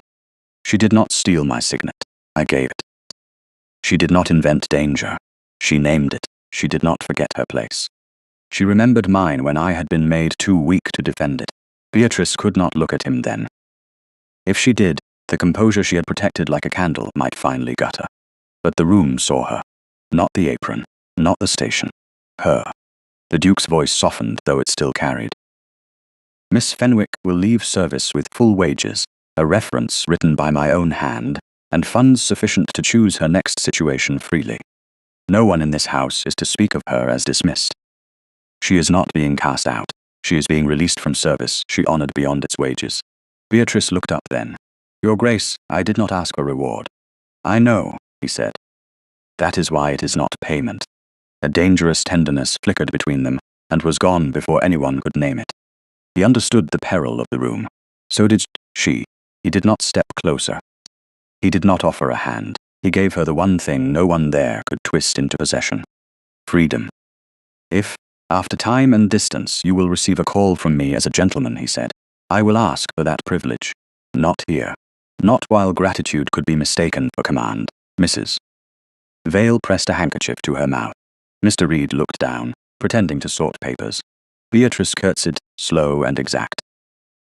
"Then I will answer honestly when that day comes, Your Grace. It was not a promise. It was more powerful because it was a choice." The Duke turned back to the room. "This dinner is over." Chairs moved. Guests rose in a hush, no longer hungry for scandal now that scandal had looked back at them. Beatrice remained still as people passed around her. Some avoided her eyes. Mrs. Harcourt paused and gave the smallest curtsy a lady could give, without admitting too much. It was enough. When Beatrice finally walked toward the door, the footman stepped aside. No one ordered them. They simply did it. Behind her on the silver tray, the mended porcelain cup sat in the candlelight, small, cracked, and no longer silent. 3 months after Beatrice Fenwick left Eldenmere Park, the house no longer smelled of closed curtains and guarded lies. That was what Mrs. Vale wrote in her first letter to Harrogate, though she phrased it more properly. His Grace improves daily. The West Rooms are aired each morning. Dr. Lyle says he is stubborn, which I take as a hopeful sign. Mr. Crewe's keys have been accounted for, and Mr. Reed has taken charge of the ledgers. Beatrice read the letter twice in her aunt's small parlour, where the fire smoked when the wind came from the north, and the curtains were clean but faded at the edges. Her aunt, Mrs. Miriam Bell, watched from the other side of the tea-table, with the sharp sympathy of a woman who had seen enough of the world to mistrust sudden miracles. "You may read it a third time if you wish," she said. Beatrice folded the letter. "I was only making certain Mrs. Vale sounded well." Of course, her aunt poured tea. "And His Grace." Beatrice looked into the cup. It was plain blue china, chipped at the rim, nothing like the porcelain cup that had changed the course of a great house. "She says he is improving." "That isn't what I asked." Beatrice felt warmth rise to her face, and because she was no longer a maid under orders, she allowed herself a small smile. "Then you asked an improper question. I am a widow with a small income and bad knees. Impropriety is one of the few luxuries left to me." In Harrogate, Beatrice learned the strange difficulty of freedom. No bell summoned her, no steward watched the angle of her curtsy. No lady reminded her that gratitude from the powerful could be mistaken for ambition. His Grace had kept his word. Her wages had been paid in full. The reference he wrote had been so generous that her aunt had wept over it, though Beatrice had folded it away and never used it. A separate sum had been placed with Mr. Reed for her security, not as payment, the solicitor had repeated with dry emphasis, but as provision owed by a house that had endangered her while she served it faithfully. Percival Westbury had left Eldenmere before dawn, under the eyes of 2 silent footmen. Creditors who had once bowed to his name became less patient when Caldermere patronage vanished. Lady Octavia had gone to Bath. where her letters were returned unanswered when they contained advice about Eldenmere. Lady Honoria Vane's invitations grew fewer after Mrs. Harcourt, who had seen the silver tray and heard every word, repeated the truth with more precision than gossip usually allowed. Mr. Crewe faced the magistrate over missing funds, and Mrs. Vale wrote that he looked far smaller without keys. All these facts should have brought Beatrice peace. They did, in part. Yet peace was not the same as stillness. Every Thursday, a letter arrived in a hand she had come to know before she admitted knowing it. Alistair Westbury did not write like a duke sending commands. He wrote like a man relearning the moral weight of ordinary things. He told her when he walked the South Terrace for the first time without a cane. He told her when the tenants came to call, and he stood long enough to thank them himself. He told her that the West sick room had been stripped, scrubbed, and opened to light. He did not tell her he missed her. He did not need to. The restraint was the confession. His first morning call came with every propriety observed. A note preceded him. Mrs. Bell sat by the window with her knitting. The carriage stopped outside the modest house, and Beatrice stood in the parlour with her hands folded, not because she was a servant waiting instruction, but because her heart had forgotten how to be still around him. When he entered, he was thinner than she remembered, but upright, dressed in dark blue wool, his hair brushed back from a face where illness had left severity and gentleness in equal measure. He bowed to her aunt first, then to Beatrice. Mrs. Bell, Miss Fenwick, thank you for receiving me. Her aunt examined him over her spectacles. I receive you because my niece chose to receive you. I hope that distinction is clear. His mouth softened. Perfectly. Beatrice almost laughed. It escaped as a breath, and his eyes found hers with such quiet relief that the room seemed to change size around them. Their courtship was not swift. He did not ask for what gratitude might grant too easily. He came with calling cards, with Dr. Lyle's approval, with Mrs. Bell present, with patience that proved more than declarations. They walked the pump room when weather allowed. They spoke of her father's practice, of Eldenmere's tenants, of grief, of power, and of the fear of being believed only when useful. Once, in the public gardens, he said, I was loved for my title often enough to mistrust admiration. You were doubted because of your station often enough to mistrust protection. We are both inconvenient people. Beatrice looked at the path ahead, where sunlight lay thinly over the gravel. Is that your argument for marriage, Your Grace? No. It's my warning before I make one. She turned to him then. He did not smile. That mattered. Beatrice, he said, using her name as if he had waited months for the right to let it stand alone. I loved you first, as the person who would not abandon a man everyone else had made easy to leave. Then I learned you were not merely kind. You were exacting, brave, proud in the best sense, and unwilling to let pity disguise itself as justice. I do not ask you to become Duchess because you saved me. I ask because I cannot imagine building an honest life in a house you taught me to make honest, without asking whether you would stand beside me in it. Mrs. Bell, 10 paces behind them, became deeply interested in a bare rosebush. Beatrice looked at his gloved hand resting on the cane he still carried for long walks. And if I say yes, people will say many things. They already have. Some will say you married beneath you. Then they misunderstand height. She breathed out, half pain and half joy. And if I am afraid, his voice lowered, then we'll go slowly. But I won't pretend I want less than a life with you because fear speaks loudly. She looked at him for a long moment. She thought of the bell that no one had answered. She thought of the door she had been ordered not to open, the room that had tried to make her small, the silver tray, where the truth had finally been set down. Then she thought of the letters, the patience, the way he had given her freedom before asking for love. Then ask me properly, she said. He did, not as master, not as rescuer. As a gentleman whose voice trembled once on the word beloved, she answered yes. They married quietly in Harrogate with Mrs. Bell, Mrs. Vale, Dr. Lyle, Mr. Reed, Hobb, and a small gathering of witnesses who had earned the right to smile. No ballroom roared approval. No crowd gasped beneath chandeliers. Beatrice preferred it so.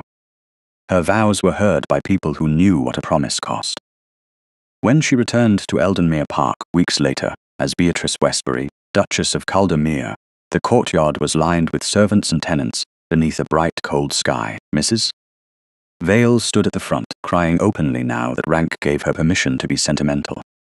Hob held his hat against his chest. Tom, the scullery boy, stood taller than his old jacket allowed. Beatrice stepped from the carriage and looked up at the windows of the west wing. The sick-room curtains were open. Sunlight shone through them. Alistair offered his hand, and this time she took it before everyone, not to steady him, not to rescue him, but because they had chosen the same threshold. "My friends," he said to those gathered, his voice carrying across the stone, "your Duchess comes home." No one mentioned that she had once climbed the back stairs with linen. No one needed to. The truth was not erased by honor. It was completed by it. Later, in the morning room, Beatrice found the mended porcelain medicine cup inside a small glass front cabinet near the window. She stood before it in silence. Its repaired handle still showed the fine dark line where a dangerous secret had hidden. Alistair came to stand beside her. "I can have it removed," he said. No, she touched the cabinet glass. Let it remain, not as a wound. As what then? As an answer, he understood. In the months that followed, Eldenmere became a different house not because scandal had passed through it, but because truth had stayed. The sick room became a sunny sitting room for convalescent tenants. Mrs. Vale trained maids to report illness without fear. Dr. Lyle was never again stopped at the door. The west corridor bell was repaired, polished, and tested every week, until even Tom joked that it could wake the dead, though he apologized at once because the Duchess laughed. On an autumn afternoon, nearly a year after the first bell had trembled unheard, Beatrice stood in the hall. As a clear ring sounded from the west rooms, every servant turned from habit, so did she. Then she remembered. She no longer had to run. Alistair, beside her, took her hand. His thumb rested gently over the place, where Crue's grip had once left a mark that had long since faded. "This house answers you now," he said. Beatrice looked toward the bright corridor, then back at the man who had learned to live, not because she had saved him once, but because they had chosen, day after day, not to turn away from what was true. "No," she said softly, "it answers better than that." His eyes warmed. "How so?" She smiled, hearing footsteps already moving above, servants responding before any order had to be given. "It answers everyone.